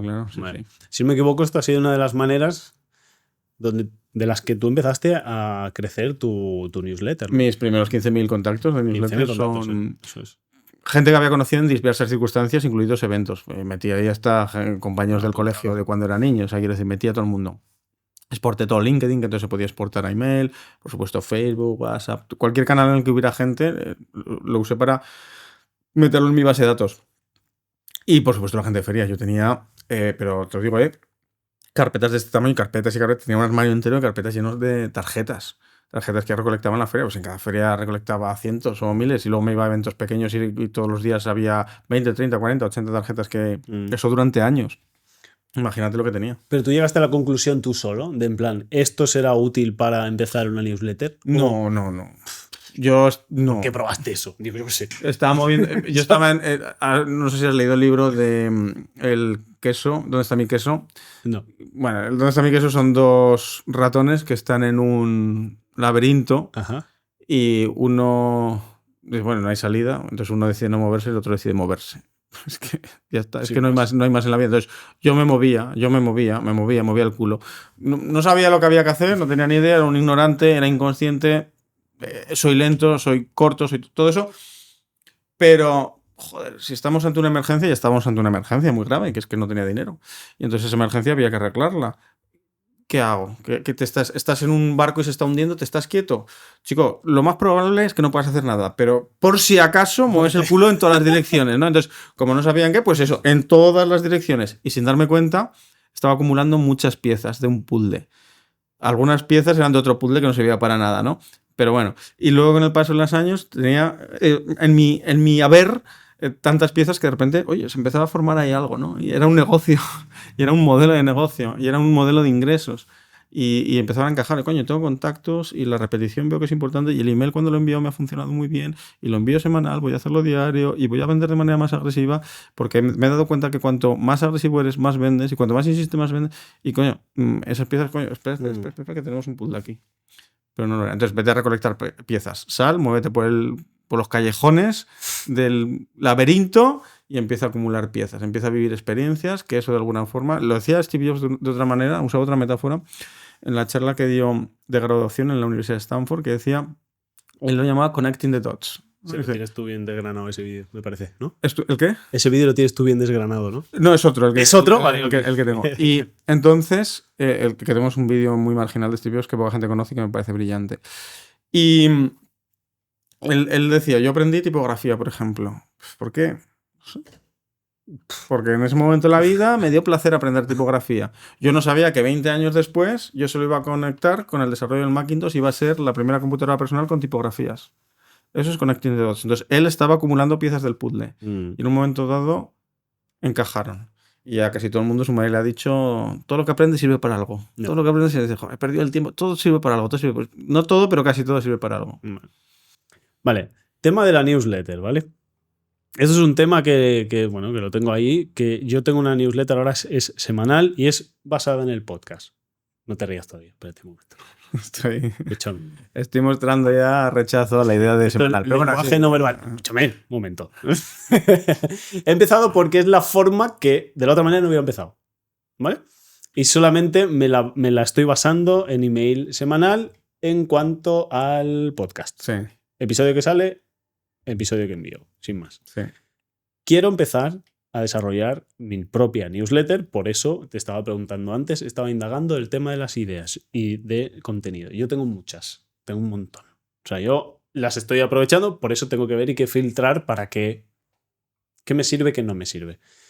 Entonces, ¿hasta qué punto tiene sentido reciclar todo contenido que yo... Porque esto no dejan de ser experiencias ahora mismo. Estoy teniendo un montón de aprendizajes contigo, con Juan Manuel, con 1000 personajes que ya he llegado a hablar. Entonces, todavía no la he decidido arrancar. Yo no tenía en mente diario hasta hace poco que dije, pues a lo mejor sí que puedo. Tenía pensado 4 emails. A la semana. Sí. 3 basados más o menos en mis aprendizajes durante el podcast de mi vida, experiencia pasada, demostrándome un poco cómo soy yo, más la del podcast. Entonces, ¿cómo está el mundo hoy en día con el tema de las newsletters y con la irrupción de la IA? ¿Qué opinas? Sí, no sé la IA. No sé cómo afecta o deja de afectar, pero ni la uso nunca, ni sé usarla, ni tengo el menor interés. Entonces, no lo sé cómo afecta la IA. Vale. No, si no la usas, pues evidentemente, ¿para qué? No creo que afecte de ninguna manera justo a contar historias. Al contar historias no, pero que te la redacte. El que una máquina, las historias. ¿Y quién querría, teniendo a un humano, escuchar las historias de una máquina? Claro. No lo sé. Esto que comentas es para una conversación filosófica de ciencia ficción. ¿La máquina llegará a escribir bien? Bueno, posiblemente. Porque al final es la combinación de palabras. Lo que pasa es que la combinatoria es mucho mayor de que la que nos podemos imaginar. ¿La inteligencia artificial será capaz de escribir? A todo el mundo que le hago esta pregunta me dice que sí. ¿La máquina será capaz de escribir El Conde de Montecristo? Y todo el mundo me dice, ¡sí, seguro! Y a todo el mundo le contesto, no has leído El Conde de Montecristo. Léelo antes de contestarme. Léelo y me dices si la máquina escribirá El Conde de Montecristo. Porque cuando leas El Conde de Montecristo vas a decir, estamos muy lejos de esto. Estamos muy lejos de esto. Pero probablemente sí que consiga hacerlo, pero ahora mismo no debería ser un miedo. Uh-huh. Y luego, no lo sé, esto es una paranoia mía, ya estoy en esta conversación filosófica de ciencia ficción, en qué medida la gente consumirá contenido creado artificialmente. Posiblemente sí que lo haga. Con la música pasa, que ya ha habido éxitos creados por inteligencia artificial. Luego, cuando se descubre que es inteligencia artificial, hay cierto rechazo. Es como, no, yo quiero que sea artesano. Pero la realidad es que eso ha pasado toda la historia en la música. Cuando se han hecho avances en música electrónica, en edición, el autotune, todo esto, siempre ha habido un rechazo, pero luego al final se ha acabado aceptando. Se acaba consumiendo el producto. Exacto. Y bueno, las bandas estas coreanas, ¿no? Que son avatares y no sé qué. Posiblemente la gente sí que consuma un Conde de Montecristo artificial, pero bueno, estamos muy lejos de eso. Entonces, bueno, hasta aquí estoy filosofando. Ahora bien, tú estás como estructurando muy bien ya, porque dices, claro, me voy a proponer 4 días por semana, no quiero fallar. Entonces, en mi cabeza voy a hacer un día más o menos estos temas, un día más o menos un día mis experiencias, un día no sé qué. Es como, no, es mucho más fácil. Vale. Es mucho más fácil. Si tú escribieras un diario personal, ¿a que no tendrías problema en contar lo que has hecho en el día? No, porque es ese día. Ya está. ¿Y sabes por qué? Porque no estás impresionando a nadie. El problema de cuando estamos escribiendo es que queremos escribir bien, no que queremos escribir. Si solo quisiéramos escribir no habría problema, pero queremos escribir bien. Cuando dicen, el escritor se enfrenta a la página en blanco, el bloqueo del escritor. No, es el bloqueo del escritor que tiene un ego débil y quiere escribir bien. Si a ti no te importa escribir mal, no hay bloqueo posible, porque si fuera un diario que solo lo vas a consumir tú, escribirías cualquier cosa, fuera buena o mala. Entonces yo te invito a que hagas el siguiente ejercicio y todo el mundo que quiera contar historias o quiera tener una newsletter, le invito a que haga este ejercicio. No quieras escribir una buena historia. Todo lo contrario, cuando vayas a escribir una historia, voy a escribir una mala historia y la voy a escribir a propósito. Y que tu esfuerzo, por tanto, dado que ahora ya no está en el escribir, porque la historia va a ser mala y lo vas a hacer mal a propósito y eso no te va a costar esfuerzo, tu esfuerzo va a estar en otro punto, en enviarla, en tener los huevos, enviar una mala historia, ¿vale? Ahí es donde vas a tener los huevos. Vale. Entonces tú te vas a sentar delante del folio en blanco, delante de la pantalla en blanco, y te vas a poner a escribir. Vas a escribir una puta mierda y lo vas a hacer a propósito y no pasa nada. ¿Sabes lo que ocurrirá cuando acabas de escribir esa puta mierda? Por un lado dirás, bueno, a ver, no está para el premio Pulitzer, pero no está tan mal. Aquí hay algo. Y es más, a lo mejor si quito esta primera parte, este párrafo lo subo, esto lo resumo, tal. Coño, decente, ¿vale? Ya aprobado está. Eso es lo que va a ocurrir la mayor parte de las veces. Que esa historia no estaba tan mal, pero simplemente la has podido parir porque la hacías sin la expectativa de crearla bien. Y luego va a ocurrir otra cosa. Si tú ahora te propones escribir muy bien y dices, bueno, como lo voy a escribir muy bien, pues me voy a pegar el tiempo que sea necesario. Y todos los días escribes, pero con el esfuerzo de hacerlo muy bien. Hay días que te lleva 8 horas, pero lo acabas escribiendo. Aunque hagas ese esfuerzo, un día te vas a equivocar. Y el 20% de los días va a salir una mierda de historia. Incluso aunque tú querías hacerlo bien. Pero ese día, por lo que sea, no ha salido. Cuando lo haces al revés, cuando escribes una mala historia a propósito, también te equivocas. Y de repente te sale una buena historia. Dices, me cago en la puta. Yo que quería hacer una mala historia y me he equivocado y ha salido una historia del copón. Y verás por qué. Y verás los patrones. Y esa historia buena que te ha salido después de 30 malos, luego será una buena de cada 20 malos, una buena de cada 10 malos, y al final te saldrán casi todas buenas. Pero el trabajo es escribir. Punto. A escribir, se escribe escribiendo, a nadar se escribe nadando. Esa es la forma. Escribe mal, escribe sin expectativas, y los huevos ponlos en enviarlo aunque salga mal. Y verás como ni sale tan mal, ni te cuesta tanto. Vale. Y la base, o sea, el envío diario significa que el envío tiene que ser, o la redacción de ese email tiene que ser diario, o yo puedo tener una planificación semanal programada. Bueno, si tú... Pregunto. Sí.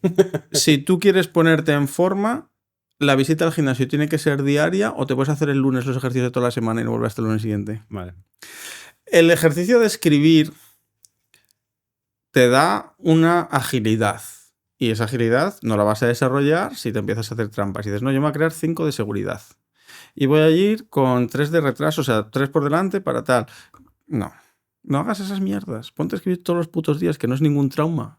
Que jodido lo tenían nuestros abuelos, que estaban pluriempleados a veces con 3 trabajos. ¿Vale? Tienes que escribir una puta historia de 100, 200 palabras y la tienes que escribir mal, además.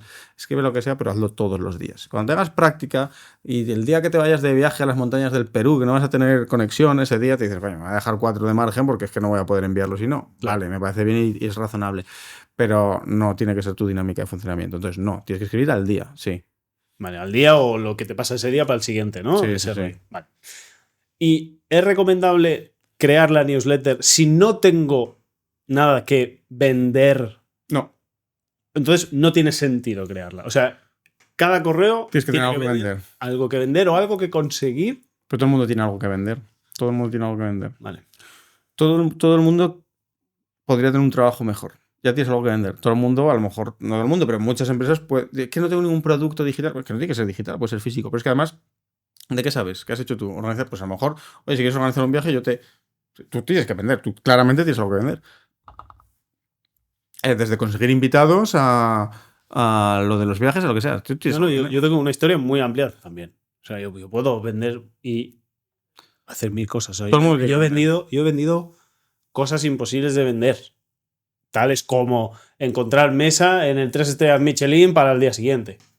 Ese tipo de cosas. Pues eso, un servicio de concierge super premium. Exacto. Bueno, pues ahí lo tienes. Entonces todo el mundo tiene que vender. Por ejemplo, todo el mundo tiene que vender. Todo el mundo puede casa. asesorar una cosa. O sea, todo el mundo tiene algo que pueda transmitir a los demás, puede vender, puede hacer por ellos, puede ganarle pasta, puede conseguir un mejor trabajo. Oye, pues si quieres hablar conmigo, pues llámame y tenemos una conversación de 1 hora. Por tanto, todo el mundo tiene algo que vender. Entonces sí, vende. ¿Por qué es tan importante vender? La gente piensa que no, y de hecho existe mucho la creencia de que empieza a enviar emails, pero no envíes hasta el 5. Ayer lo vi en una charla de marketing, es que tío, cojones, tío. No envíes hasta el 5 porque primero hay que calendar. Y si el cabrón te quiere comprar en el primero, anda, que no habrás hecho el gilipollas. Tú imagínate lo ridículo que te sentirías. Pero ese tipo de creencias las tienes precisamente por no haber vendido en persona. Si tú vendes en persona, aprendes que hay un tío que no conocías hace 5 minutos, que lo acabas de conocer ahora y que se va a gastar 1 millón en ti. Pero eso solo lo descubres en persona. Si no, te creas un modelo de cómo funciona el mundo que no coincide para nada con la realidad. Tú tienes que vender todos los días. Eso por un lado. Segundo, ¿por qué tienes que vender todos los días? Tienes que vender todos los días porque, lejos de ser molesto, de insistir, de todas esas chorradas que se cree la gente necesita saber el porqué de lo que haces. Necesita un propósito. Si tú les das un contenido entretenido, les estás divirtiendo todos los días, les estás alegrando las mañanas. sin pedir nada a cambio, ahí se levanta la sospecha. ¿Qué está pasando? Y tienes una inquietud que no es nada interesante. No, yo hago esto y te cuento historias divertidas o didácticas o de valor porque vendo algo. Porque yo esto al final hay un patrocinador que soy yo mismo en el que te vende un producto. Ese es el motivo por el que lo hago. Entonces, eso es muy importante para que la gente siga enganchada con la tranquilidad de, bueno, este tío no me quiere hacer nada raro. Sí, me está vendiendo, es normal. Claro, me está vendiendo razonable, entiendo, Sí. entiendo lo que estamos haciendo, Vale. Entonces, eso de aportar el valor, ¿hay que aportar valor o...? Hay que aportar valor, pero hay que entender lo que es el valor. Vale. El entretenimiento es un enorme valor. Vale. ¿Vale? Yo en mi caso aporto valor de ventas, pero no necesariamente tiene que ser así. El entretenimiento es un enorme valor. De hecho, los anuncios de televisión de los productos muy maduros, por ejemplo, automóviles o, por ejemplo, bebidas, ¿no? O comida, no se basan en hablarte de las características del producto. Tú ves esos anuncios en la tele o en YouTube, donde se vean ahora, y ya de los coches, o sea, tú ya no sabes ni cuántos caballos tienen. Si es que ya no te lo dicen. No. Si es que es un producto tan commodity, los coches, ¿qué te transmiten? Te intentan transmitir, que lo consigan o no es otra historia, entretenimiento, sensaciones, qué guay. Lo mismo piensa en un anuncio de Coca-Cola, despertarte las emociones, que llores, eso es lo que. Y luego, al final, son mini películas patrocinada por BMW, patrocinada por Coca-Cola. Si lo piensas, es eso lo que es. Es una mini película que pretende entretenerte o asociar la marca a unos sentimientos y al final BMW, Coca-Cola, tal, exactamente lo mismo que un email. Te cuento una historia y al final mi producto. Buscas un enlace que conecte y ya está. Vale.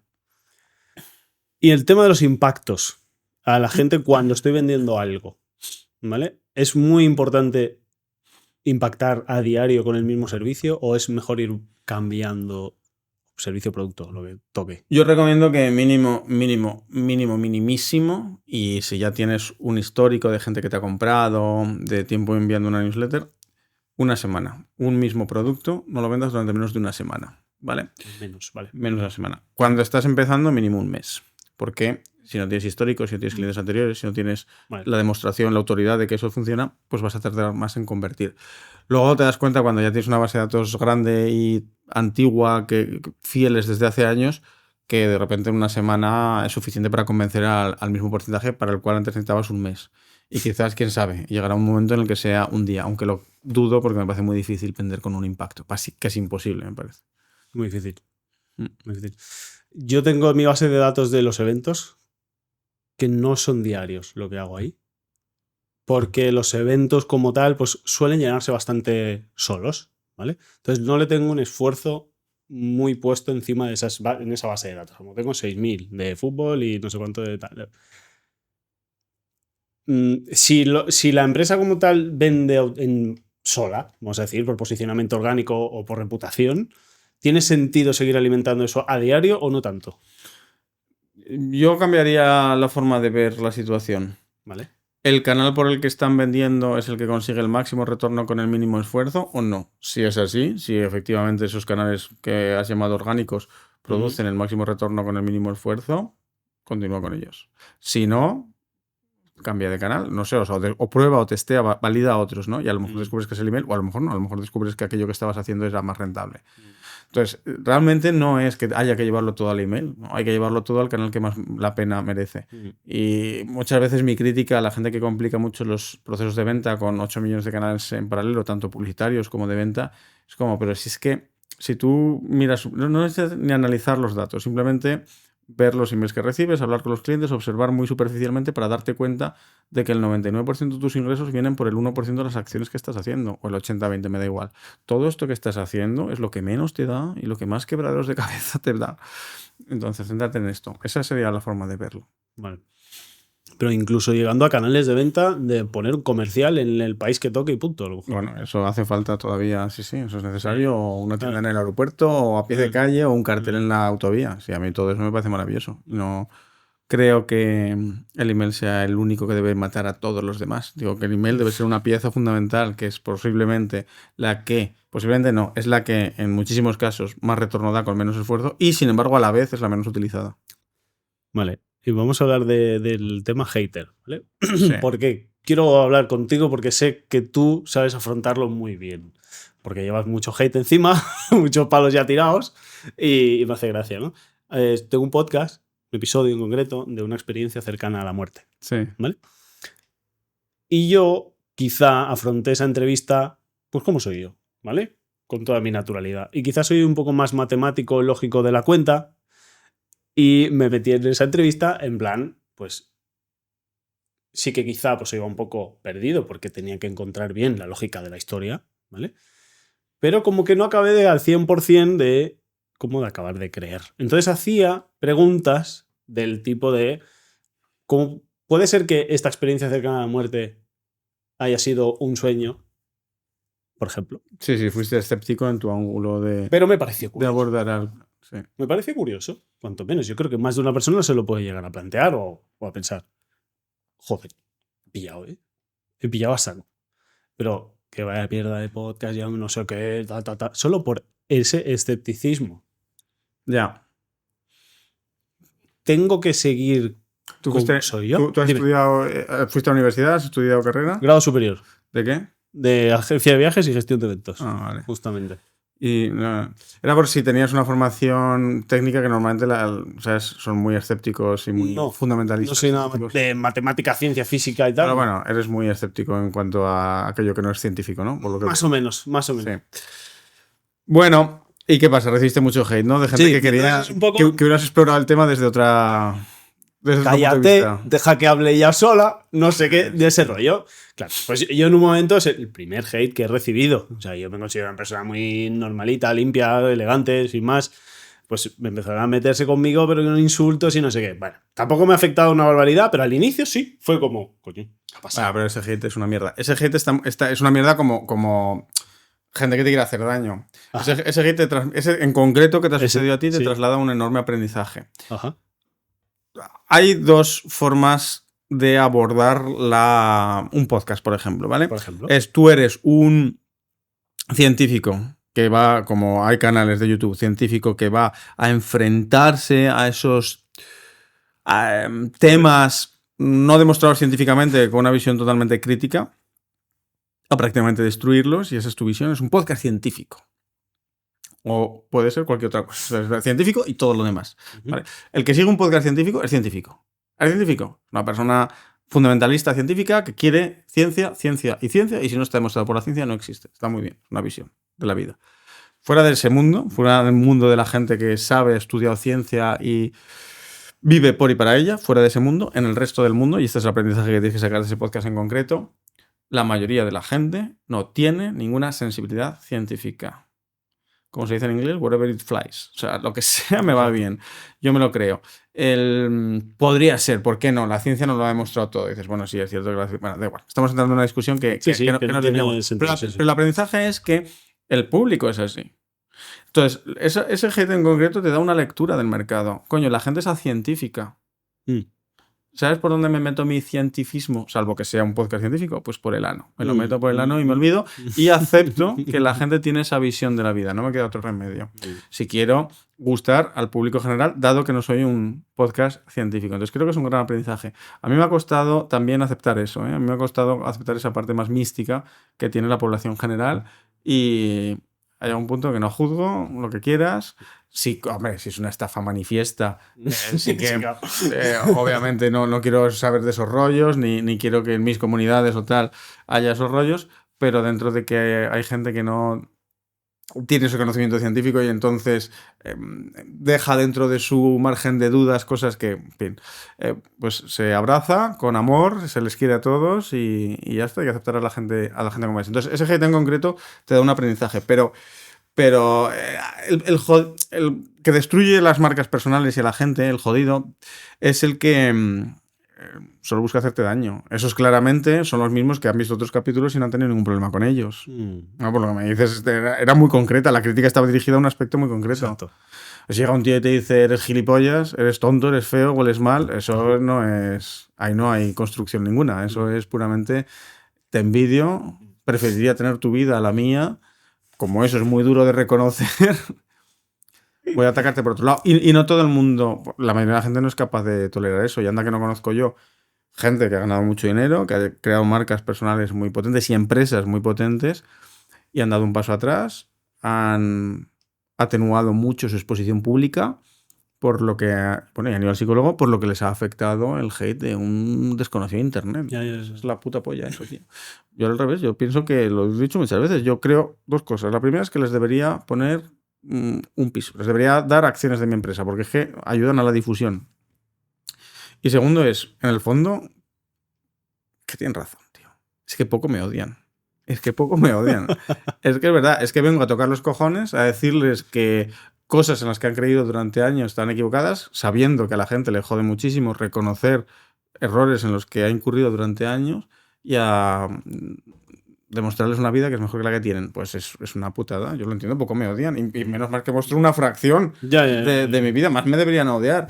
Entonces yo así me lo tomo, no le concedo mayor importancia que esa. No creo que una persona normal, no me imagino detrás del teclado. El problema es que la gente se imagina una persona normal detrás del teclado. Se imagina una persona normal, aseada, culta, con un cociente intelectual aceptable y piensan, joder, si esta persona me conociera me querría porque yo soy buena persona, porque yo quiero a mis hijos y ayudo a los necesitados y tal. Y es que no es una persona normal, que esa persona no pisa la calle, que tiene las uñas negras y los dedos con polvo naranja de los Doritos. Esa es la persona que te está escribiendo. Es un paria social. Es un tío que ha tenido problemas de adaptación toda su vida y que ha tomado todas las decisiones incorrectas. Esa es la persona que te está escribiendo el hate.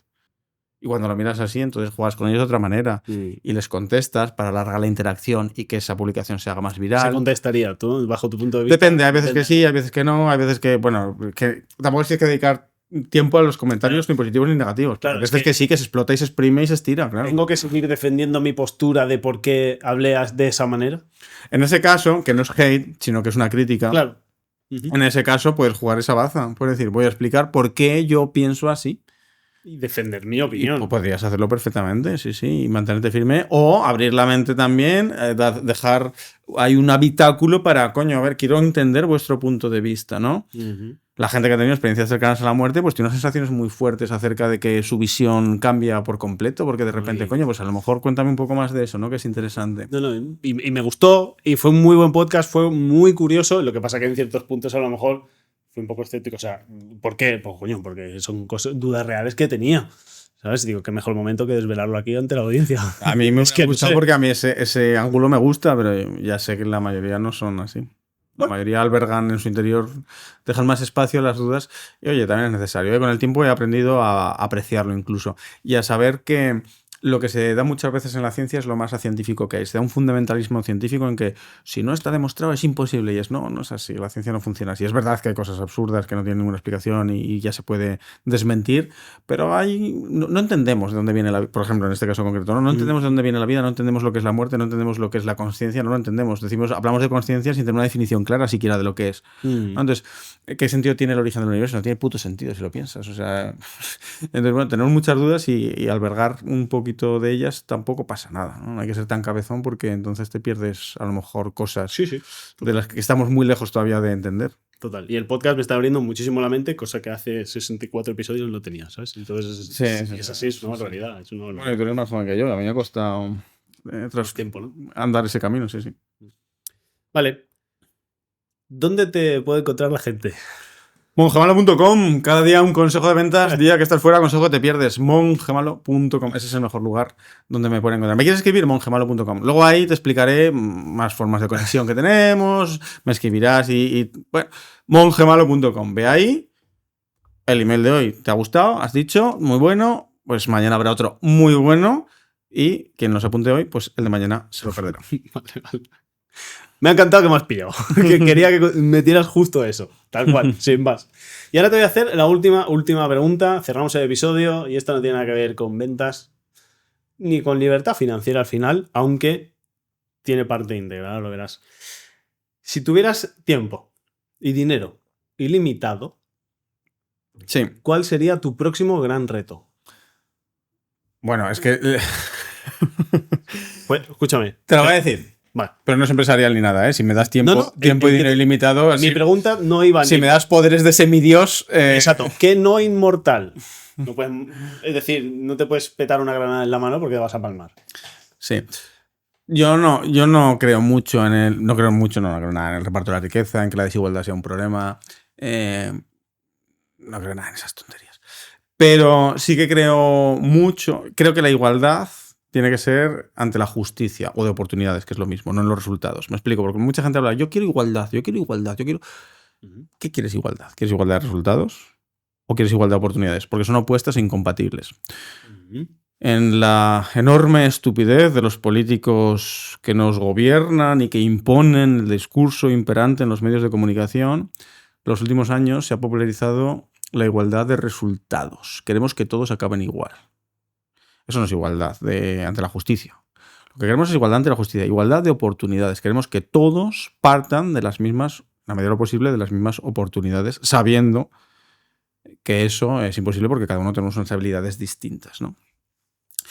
Pero hay unas personas, dentro de que te pueden tocar una capacidad, un talento para cantar o para jugar al fútbol, hay unas personas que parten de una situación más desfavorecida claramente. Y para mí son los niños que nacen en un ambiente problemático, en una familia desestructurada o todavía peor, en un orfanato. Entonces, si yo hubiera una cosa en la vida que pudiera solucionar, sería que al menos aquellos que están empezando sus primeros pasos en este planeta no partan desde una casilla tan desventajosa, ¿no? Que eso es lo que más me duele de todo. A mí que un adulto me da más igual, macho. No eres indefenso, tienes fuerza, puedes moverte, pero un niño, por los recursos económicos y sobre todo intelectuales con los que se crucen los primeros años de infancia, eso le puede cambiar totalmente la vida. Y ese es el punto. Eso es a lo que me dedicaría, a arreglar esas situaciones de, creo, injusticia profunda que viven los niños. Vale. Muchos niños, no todos los niños, claro. No, claro, sí. Por eso, y además, voy a decir una cosa que creo que es interesante, ¿no? Cuando la gente critica lo que decíamos antes de que en cuanto ves un podcast de alguien de éxito, dicen, seguro que le han montado la empresa a sus padres. Y es como que hay sociedad enferma, que desviada, tenemos la brújula moral, que se critica la sociedad, la situación a la que debería aspirar la sociedad. Debería ser la máxima aspiración de la sociedad. Que cada generación se lo deje más fácil a los siguientes. O sea, el tío que dice eso es un maldito enfermo, psicópata, y ni siquiera la sociedad es consciente de ello. Deberíamos alabar, si fuera el caso, la mayoría de las veces esta crítica se hace de manera vacía, de que los padres dejen a la siguiente generación en una mejor situación. Desde luego eso es lo que yo quiero. Quiero dejar a mis hijos en la mejor situación posible y quiero dejar a todos los niños que nacen en unas circunstancias muy desfavorecidas que también lo estén. Eso no es el problema. Eso es cómo avanza la humanidad y cómo mejoramos como especie. Esa es la forma. Muy bien. Lo veo muy bien. Muy bonito el proyecto, vamos a llamarlo, pero sí, al menos la ideología, la mentalidad y demás, lo veo bien. Porque hoy en día hay mucho niño pequeño, mucho chavalina que sufren muchísimo y sobre todo con familias desestructuradas y demás. Y lo veo un montón. Lo veo mucho por el tema del fútbol y lo veo... Y es que es... Es que tú fíjate, cuando le dices, es que seguro que se lo montaron sus padres, coño, es que estás abogando porque ¿qué pasa? Que sus padres tienen que ser pobres, condenarle a la pobreza, no poderle dar ningún recurso material y ya que le metan 2 hostias también, ¿no? Que decir, o sea, que exactamente, ¿cuál es la crítica que se lo montaron sus padres? ¿Tú no estás en el grupo Alfa? No. Grupo Alfa es una comunidad privada en la que hablamos de Bitcoin, en la que hablamos de ventas, en la que hablamos de marketing, en la que hablamos de 1000 temas relacionados con, bueno, pues al final con conseguir la libertad y la prosperidad. Y es un muy buen lugar donde hacer networking. Bien, en este lugar, quien quiera saber más, newsletter, es el único lugar en el que te voy a contar acerca de esto. Uno de los canales que hay es un grupo de Discord, uno de los canales es un proyecto que estoy llevando a cabo con un amigo en el cual ayudamos a niños. Y ayudamos a orfanatos, les damos todos los recursos que están a nuestro alcance, a niños en orfanatos y a niños que tienen problemas de salud jodidos, sobre todo en países, bueno, también muchas veces en España, ¿no? Los niños con enfermedades raras, la Seguridad Social no se lo cubre, sois unos auténticos hijos de la gran políticos por esto, que lo sepáis, y sois más hijos de la gran los que decís que la Seguridad Social lo cubre todo. Esos ya sois los hijos de máximo porque sois los que habilitáis que los políticos puedan hacer esto. Y vamos ahí colgando historias, a veces haciendo recaudación de fondos entre todos los miembros, muchas veces simplemente contando lo que hacemos, colgando fotos de los niños y de cómo evoluciona aquello, de la nueva casa que les compramos, de cómo arreglamos no sé qué problema que tenían, de cómo les hacemos una revisión o cómo les damos ahora formación en informática o en inglés, pues en muchas ocasiones fuera de España. Y bueno, es muy interesante ese proyecto, así que en la medida de lo posible ya lo estoy haciendo y de hecho el motivo por el que ahora mismo me sigue empujando a trabajar es ayudar a esas personas que realmente sí que nacen en una situación de indefensión irremediable. Y bueno, vamos a intentar hacerla remediable, ¿no? Muy bien. Muy bien. Oye, pues Luis, muchísimas gracias por la oportunidad, primero de todo, que al final tengo parte de mérito. He conseguido que estés aquí por escucharte y por insistir. De hecho, los audios que te enviaba por Instagram que no me contestabas eran: Luis, sé que la insistencia es lo que va a conseguir, pero bueno, aquí está, has estado, hemos charlado. Difícilmente contestaré por Instagram ya si me envías Ya. audio. Sí. No, pero por Insta estábamos hablando. A lo mejor agarro el teléfono y lo tiro así por los aires. Podemos estar hablando en el momento que hay un audio. Exacto. Yo sí que te he estado ayudando con el tema de cuando creaban una cuenta, que no sé qué. Digo, Luis, ya te la he reportado, no sé qué, no sé cuánto. Y vamos hablando. Y luego digo, hostia, pues a lo mejor un audio lo escuchan. Ni de coña. Bueno. No, porque no hay otra opción todo el día, así ya me pongo a escuchar audios. Nada, así que nada, pues muchísimas gracias por todo. Espero que hayas estado a gusto, ameno. Sí. Y yo pues he aprendido muchísimo y me he llevado muchos recursos hacia mí. Así que nada, muchas gracias. Ha estado fenomenal. Muchas gracias. Genial. Pues nada, muchas gracias de nuevo y nos vemos en el siguiente episodio. Hasta luego.